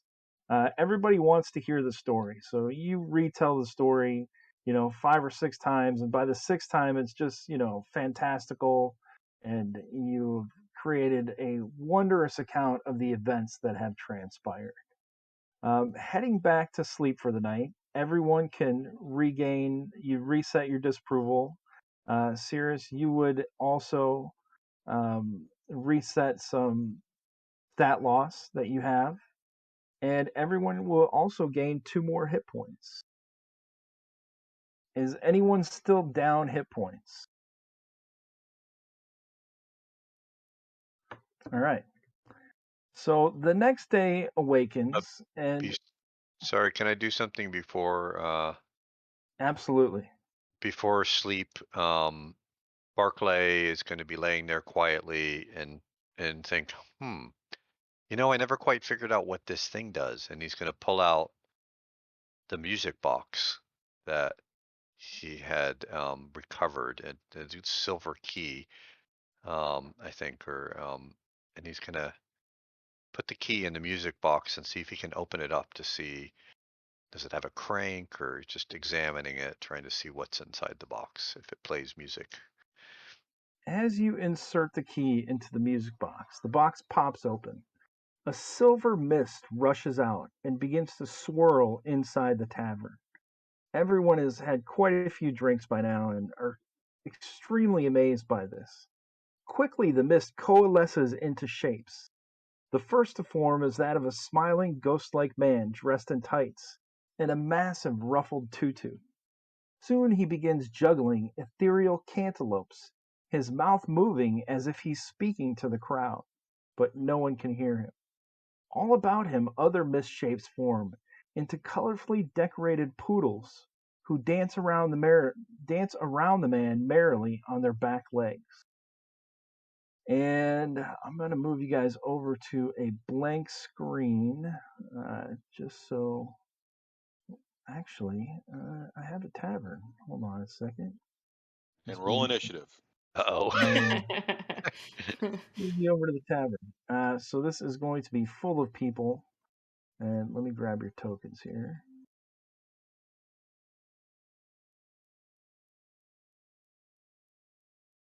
Oh, one more thing. When you guys come in to the tavern, the bartender, who is Agnar's brother, says, "No farm animals in here. You guys know better."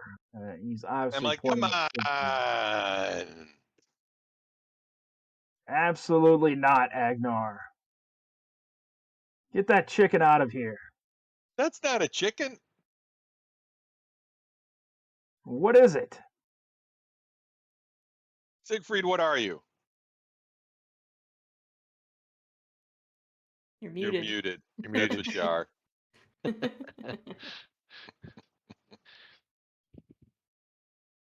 So I'm not a chicken, I'm a man. And then I'm going to poop on the barroom floor No. and crow The at him. chicken just talked. That's not a chicken. It looks like a chicken. And chickens talk. No. Daphne pipes in, "Look, this is not a farm animal. I have become a great and powerful wizard, you may have heard, which has cost me much of my body. And I brandish my claw hand that I got last time, thanks to my major corruption. And I say, this is a powerful wizard's familiar, my familiar. Do you have a problem with that?" No, I don't. Just give the chicken a beer. Love Thank I'm that. going to order Mm. chicken wing. He Oh, Thank kind you of for understanding. slowly pours some ale into a bowl and sets it on the counter for the chicken. You guys can see on the map the dancing poodles and also the man in the tutu. I see nothing on the map. See I a think black. you got I see the nothing. fog of war over it. What? Oh, I can see it. goodness. I just see I a see. black, big black square. Black screen Mm. for me. All right. How about now, Agnar? Can you see? There it is. All right. Siegfried, can you see? Nope, I still got black. All Oh, now I right. can. Burkham, you can see. The You got lighting Sichi. effects, I see. I did. I've upgraded my Roll20 game a little bit. There's something good. Lighting effects and blood. So yeah. Oh, there we go. All right. Next thing now we know, you're everyone going to be can see. using Yeah? Tailspire. I don't know about that. Anyway, this man pops out of the music box. He hands a piece of paper to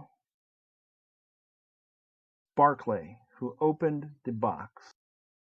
Barclay, I am going to send you a private message. What is your guys' initial reaction to this?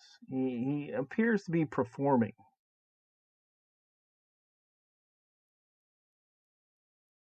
I clap. Personally, I'm sick of the circus, so I'm just like, oh god. Yeah, I think Burkham's skeptical for sure and on edge. He wouldn't have drank as much because these weird shit's still happening, and anything that's related to Carnival, he'd be very skeptical. So he's like ready if something goes sideways. I turn to the rest of the patrons. Are you not entertained? Throw a couple coppers over to him.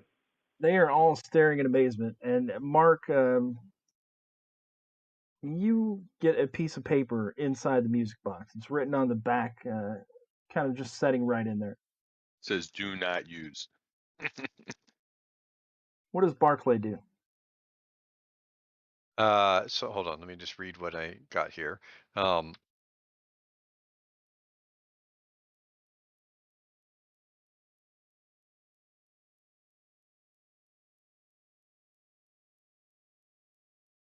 He is, so I'm not quite sure. So what you sent me is what I'm reading on the paper. yes.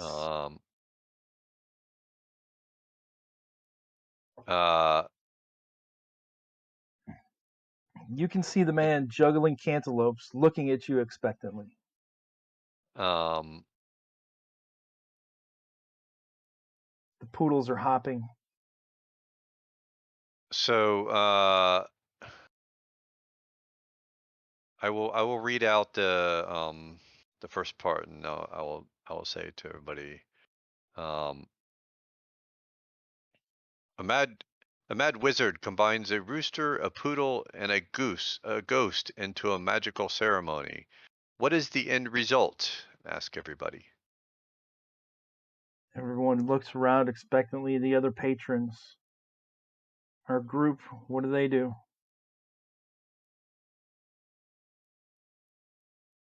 A rooster, a poodle, and a what? A rooster, a poodle, and a ghost in a magical ceremony. Burkham would just look confused. The man is juggling the cantaloupes fervently, shaking his head up and down. Nobody knows. It's a cockapoodle boo, of course. Daphne, God. how do you react? Daphne golf claps. Vasici, how do you react? Groan. Ugh. Burkham? Burkham would actually crack a smile over his stern facade and just kind of relax a touch. Siegfried? I would cock-a-doodle do. And Agnar? Well, I mean, this is talent that's worth money. So, you know, All right. throw him a couple coppers and clap. Barclay, make me a luck check, please. Look. Oh man, you're kidding me. Do you know what my luck is right now? All right, I do here we not. go. Is that a success or failure? No, that's a failure. It's a big old failure. My luck is 3. So the rest of the patrons in the barn kind of look around confused. They think about it for a second. A rooster, a poodle, and a ghost. A cock-a-poodle boo. And they all kind of moan as well. And now the visage of the man changes. His last joke not being appreciated. What? And let's roll initiative. Oh man. Oh.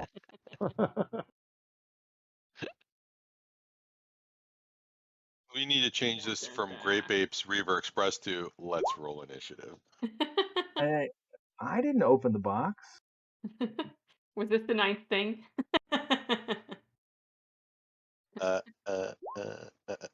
Want the knife. Wow.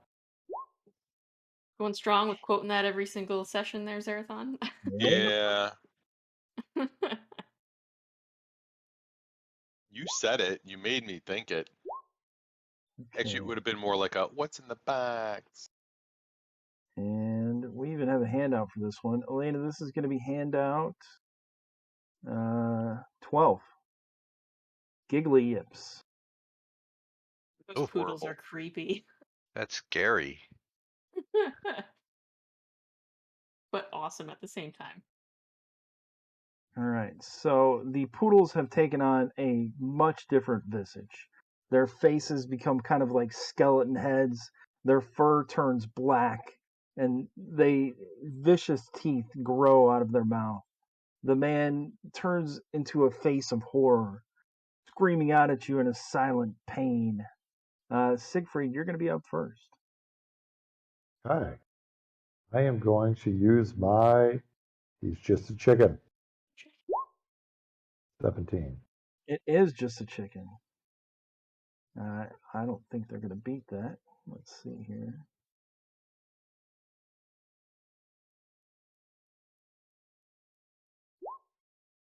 They think you're just a chicken. They are not concerned with you at all. Burkham, you're up next. So, can you describe what their reaction is? Like, are they hostile? Are they doing something? The ghost looks enraged. The poodles have begun decaying into hideous beasts, and they are snarling and look very hostile, even though you can't hear anything. The cantaloupes that he was juggling have turned into severed heads. So it definitely looks like they've taken on a different demeanor. Yeah. Burkham would initially consider trying to intimidate these guys, but realizing that this is something that came from the carnival, he's just gonna shut it down with steel.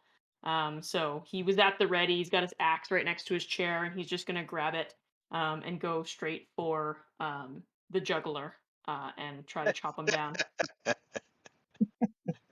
He's going for the juggler. Yeah. Going straight for the juggler. And I think I'm going to try to.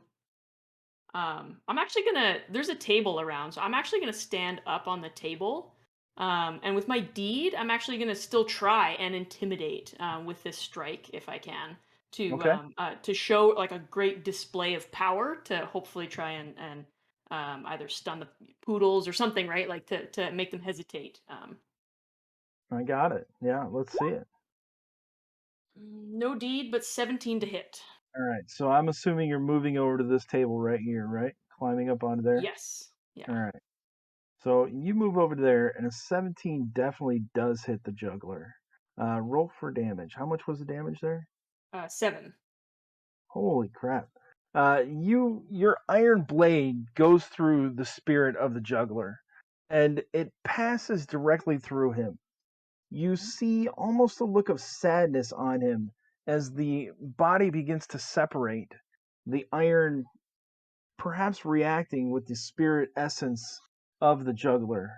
Giggly yips. and he kind of wafts into the air and is no more.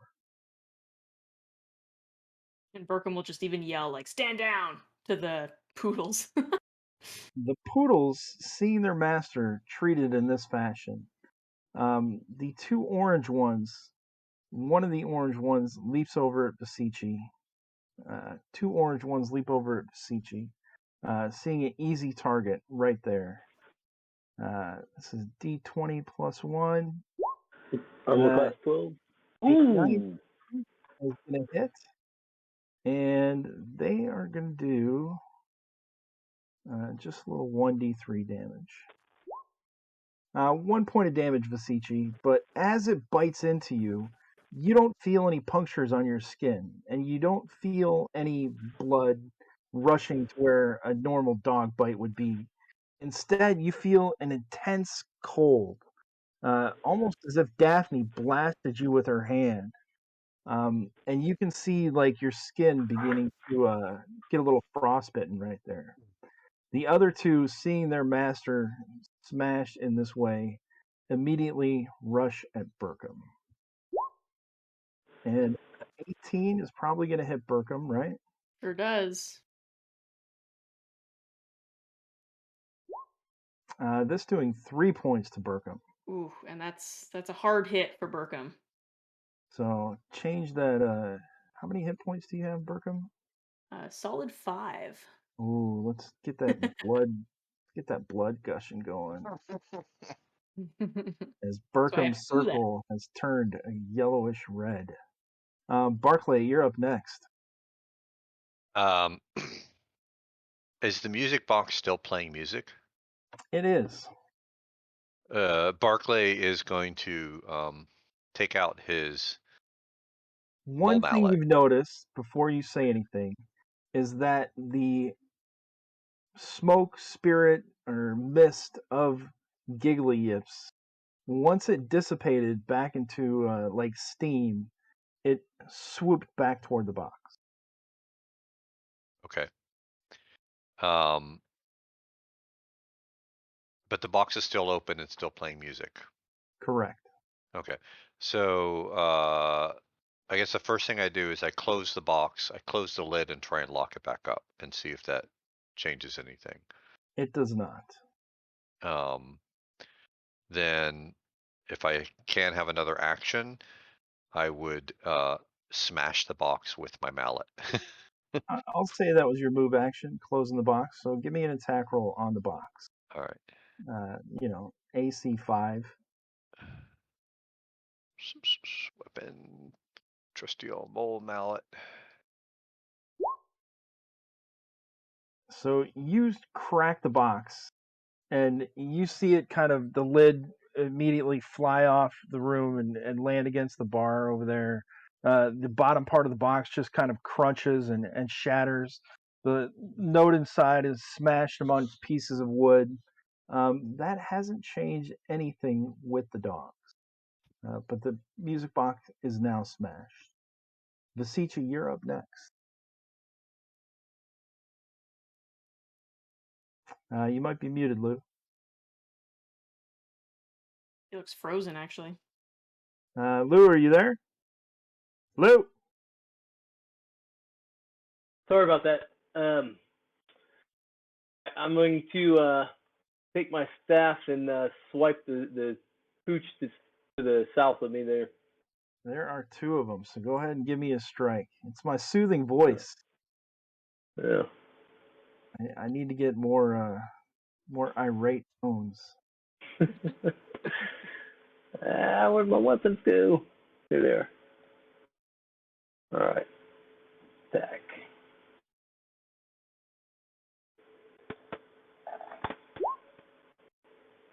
That is going to be a crit. Are they undead though?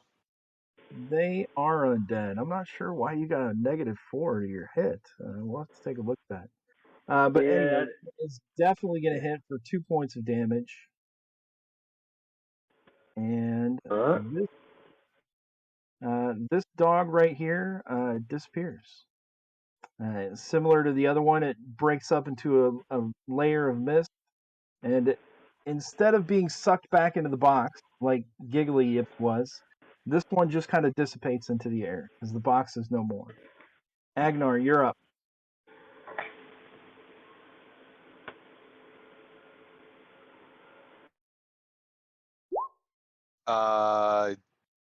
Got a 17 with the scythe. D-die 1. 17 hits. So And a 4 points 4 damage. kills that one. All right. Daphne? That's me. All right, let's get a spell check in here. Let's see if we can freezing hands. I feel like you're feeling a little bit jealous because somebody else is using freeze attacks. I am. It's a 19. Good roll. 1d6 plus 1. Look at Killing it me. on the I'm the wizard now. spells. 6 points of damage. And which one are you hitting? The one by Burkham or by Vasici? One by Besichi. That one is no more as the ice pelts into it, tearing through its, ghostly form. It just dissipates it. One left. Giggly Yips is gone. Siegfried, you're just a chicken. Okay, I'm going to attack the one that is in front of Burkham.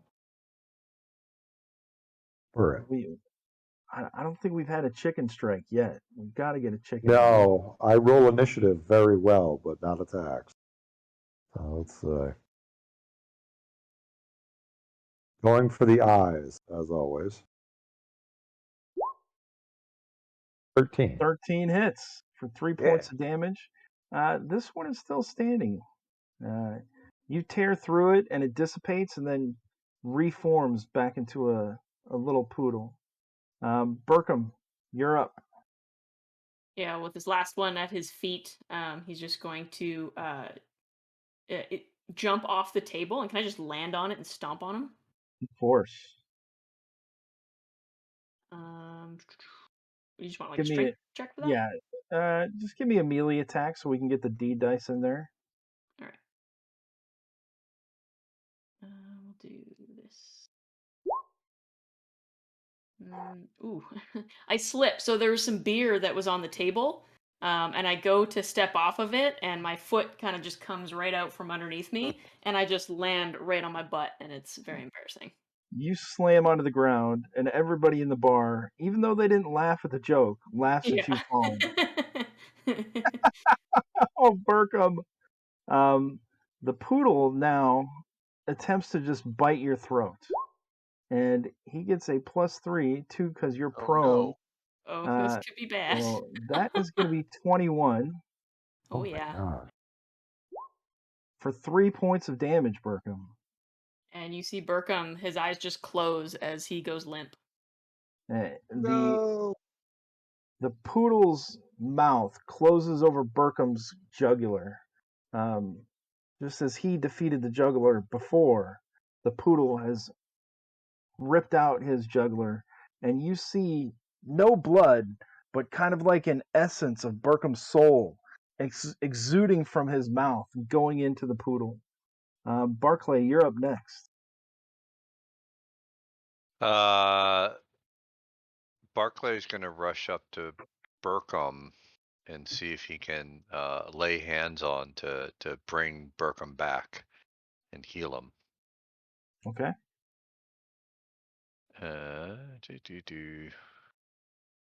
Lay hands. Where is it? There we go. That looks good. Yes. It's a 16. What alignment are you, Burkham? I'm lawful. So that is going to be 3 dice. So roll 3d10 and take the best one. 3d10. So 7, which is 8. more than enough. 8. 8's the best. Oh, 8. Yeah. It's better than 7. I only have 5, so. You come back to health as life flows through your body. The sweet scent of fruit kind of wafts through your nose as you look up and you see Barclay laying hands on you. Give me a 1d3 roll, please. And Vasici, you're going to be up next. There is 1 poodle left. 2. You are going to lose 1 point of agility temporarily. and you have like a sense of kind of a very stiff throat. Your voice is very dry. You feel like you can't talk very well. All right, Lou, what are you going to do? Smacking the poodle with my. All right, give me an attack roll. Try to end this last poodle. A 7 is going to miss. Do you want to spend any luck on that, Lou? Now we got several people coming up. Just move on. All right. Lou, stay on a 7. You are muted, but I think... Rolling luck, sorry. Okay. So All that right. was 2 points of luck for 5 more. That's 12. A 12 hits. Roll some damage.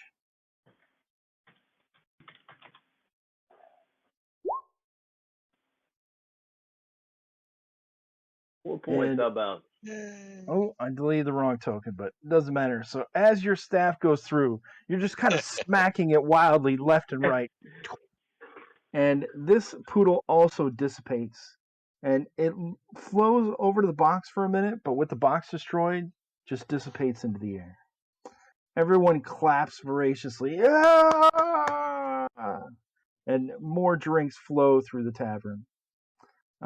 We are out of initiative. The box has been destroyed. Is there anything else you guys would like to do before you go to sleep?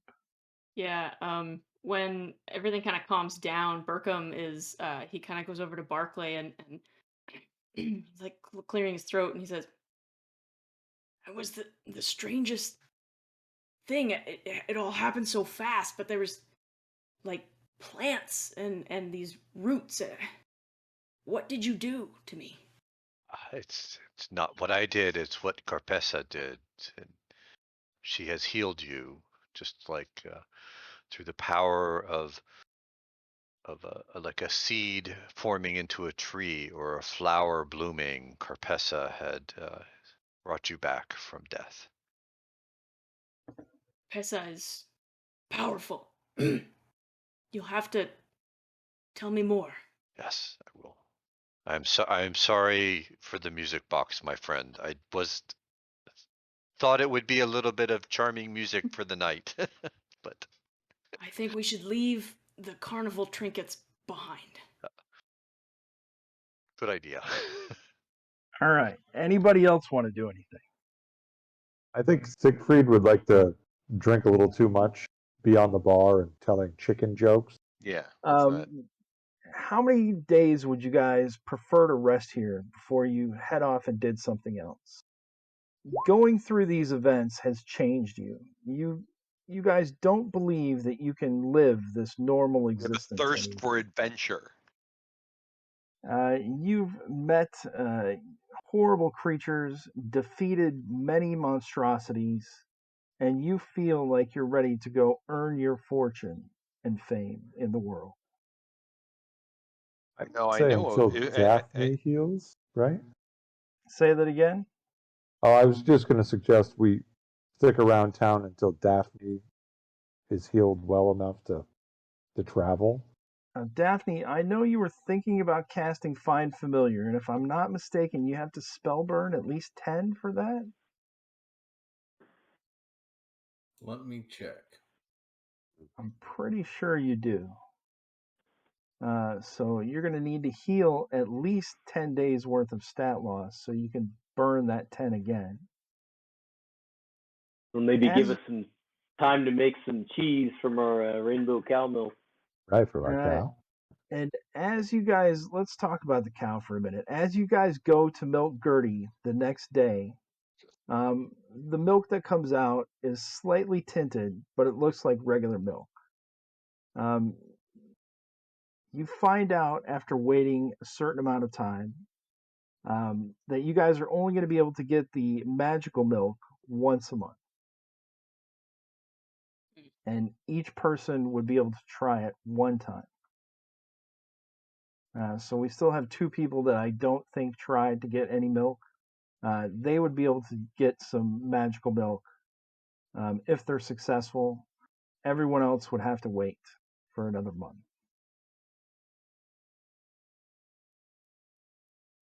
So who didn't milk the cow? I think Siegfried and I think Barclay did. Siegfried can milk the cow.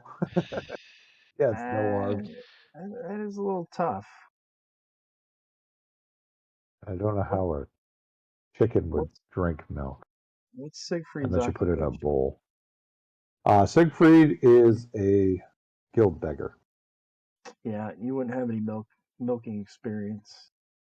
You can roll me a d10 and see what happens. All right. Oh, I got a 9. Oh my goodness! All Actually, right, pretty good so at this. you are pretty good as you reach up with your feathered wings and kind of angle them to try to squeeze the teeth. It really isn't working. So you flip upside down with your little claw hooks, and you're almost hanging like a bat off the bottom of this cow. And using the force of your wings to kind of push yourself down while you're hanging onto the teat, you're able to squirt some milk onto your face or in a container if someone else holds it underneath. So roll me a d8. 8. And you got an 8. Yeah. The milk that comes out is a black milk, Oh. and it fills up whatever container. Did you put a container underneath it? Let's say we put my begging bowl. So Your begging bowl is full of black milk. okay. So I go through all that and then I look at it and I'm kind of, oh God, I don't know if I want to try that or not, but what do I have to lose? So I drink it. Drinking the black milk instantly causes you to grow a second chicken head. Ah, Great. It immediately sprouts More out of your chicken. body, and you are a two-headed chicken now instead of a one-headed chicken. You know, it would have been more useful if he grew more legs. That'd have been cool. That would have been cool. But this new head has a very irritable personality, and you're going to have to give it a name. It's going to constantly second guess anything you say, but it also has the second sight ability once per day. Same Uh, size as my head, or is it like a little tiny chicken head? it's the same size as your head. Same So size. 2 sprouted chicken heads, um, irritable personality, constantly second guessing whatever you decide. And it does have the second sight ability, and it has permanent night vision for 60 feet. Instead of Siegfried, you can call him Second Fried. Yeah. Barclay, do you want to milk the cow? yeah, and I imagine I would have bought something to milk it into, so into a container. Um, and having, Barclay normally sells fruit and he spends a lot of time. He's gone out to the farms to buy fruit. He's got friends, the Campbell brothers. So he's kind of seen it done. He's like maybe, he's been around the farms to when he's buying the fruit. So he's a little familiar with cows, but not, not to say he's done it, but he's spends a little bit of time around farms when he's purchasing his produce. Trying to convince me. I'll give you a D12. Roll a All right, D12. that's good.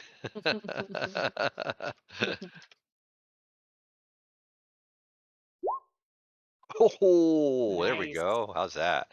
All right, so roll a D8.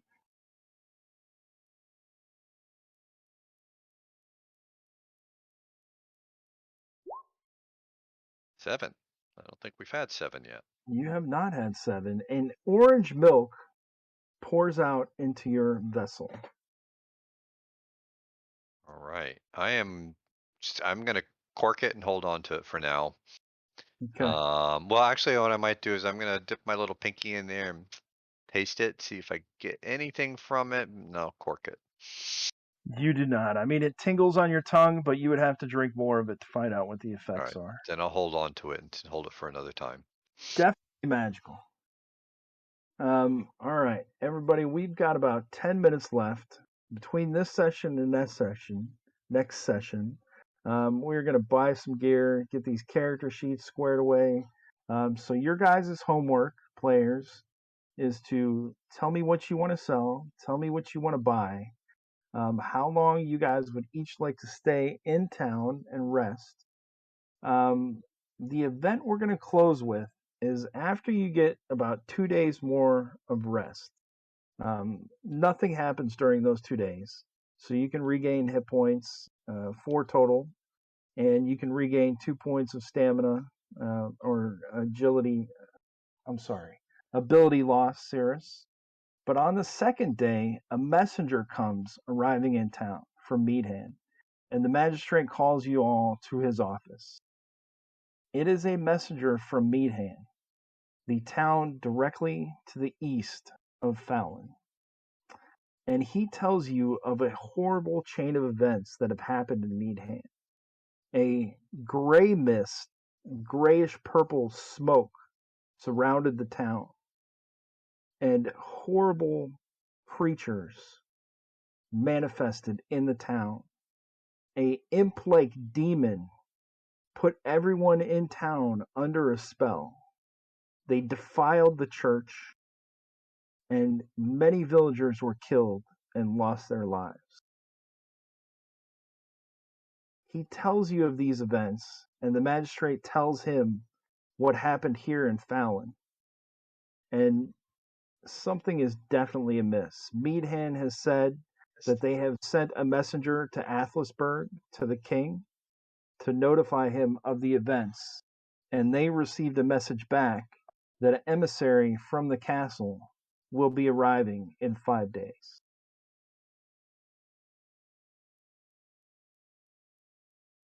Thoughts, anyone? How far is Meehan from here in terms of travel time? It's about 10, 2.5 12 days. dashes. It is about 2.5 days on foot.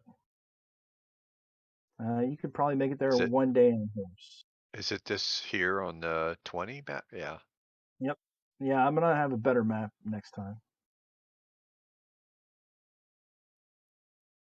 Get these handouts squared away. All right, so I will leave you guys with that.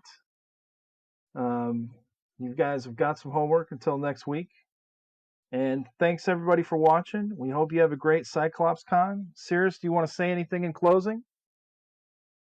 No, but you know what? I hope you all decide to stay for a week because I want to summon a familiar, and I hope everyone has an awesome Cyclops Con, as Grape said. Well, longer than a week. You need to stay at least 10 days, right? We'll see if the events with these messengers will allow it. Gossamer, any closing thoughts? Yeah, just thanks for watching, everyone. Hope to see you in some games at CyclopsCon this weekend. And are you going to be taking Starshine out on the road? Oh, I wasn't planning on it, no. Okay, so She's sticking with Oracly, yeah. back home in Fallon. Warnock, anything closing remarks? Take it from Siegfried and Roy. 2 heads are better than 1. And enjoy Nice. CyclopsCon. Mark, you got anything for us? Yeah, just Cyclops this weekend, so hopefully people are getting a lot of games in. It's a great convention, and maybe I'll see you in one. All right, and Lou, your Kickstarter just finished up, did it not? Yeah, it's all wrapped up, and we're getting things off to the printer next week. Hopefully, if all goes well and I get caught up on stuff. So I it's feel going like good. Lou. I feel like Lou has one of those frozen screens, so he can like be picking his nose, and we can't really see what he's doing. He's just like playing a loop. And Zerathon, what do you got coming Hey, up? this weekend I might be on a game show stream on this. I don't know exactly what's going on. I'm me and this other guy on Jay's channel are gonna go 50-50 on who's gonna show up, and we're gonna maybe do like a little game show on Gasumba's channel on Sunday night. My regular one of my regular GMs is playing DCC for the first time in his life at the con, and he's playing in 3 different funnels because he loves the idea of slaughtering characters, which I think is really good to get your GMs, DMs, judges, whatever you want to call them, into the idea of slaughtering characters. That's good, right? So this will turn out well for me. And right now, Luke and Todd Stashwick, who are at GaryCon, Luke obviously was at GaryCon, are playing right now over on the D&D Beyond channel, doing a fundraiser. If there's nothing coming after this, that wouldn't, and you guys are amicable to raiding them, we could do that. I'm not sure if we raid into them, but they're doing a fundraiser for Jasper's Game Day, and a bunch of other stuff, is coming up in the doings. But All right. have a great Cyclops Con otherwise. All right. Thanks, everybody. Elena, do we know how to raid into other people? Can we raid into D&D Beyond? Should be able to, yeah. All right. Let's give it a go. Do it. Thanks, everybody, for watching, and we'll see you in 2 weeks. Good night. Care. Now I got to get on the Twitch so I can join the raid.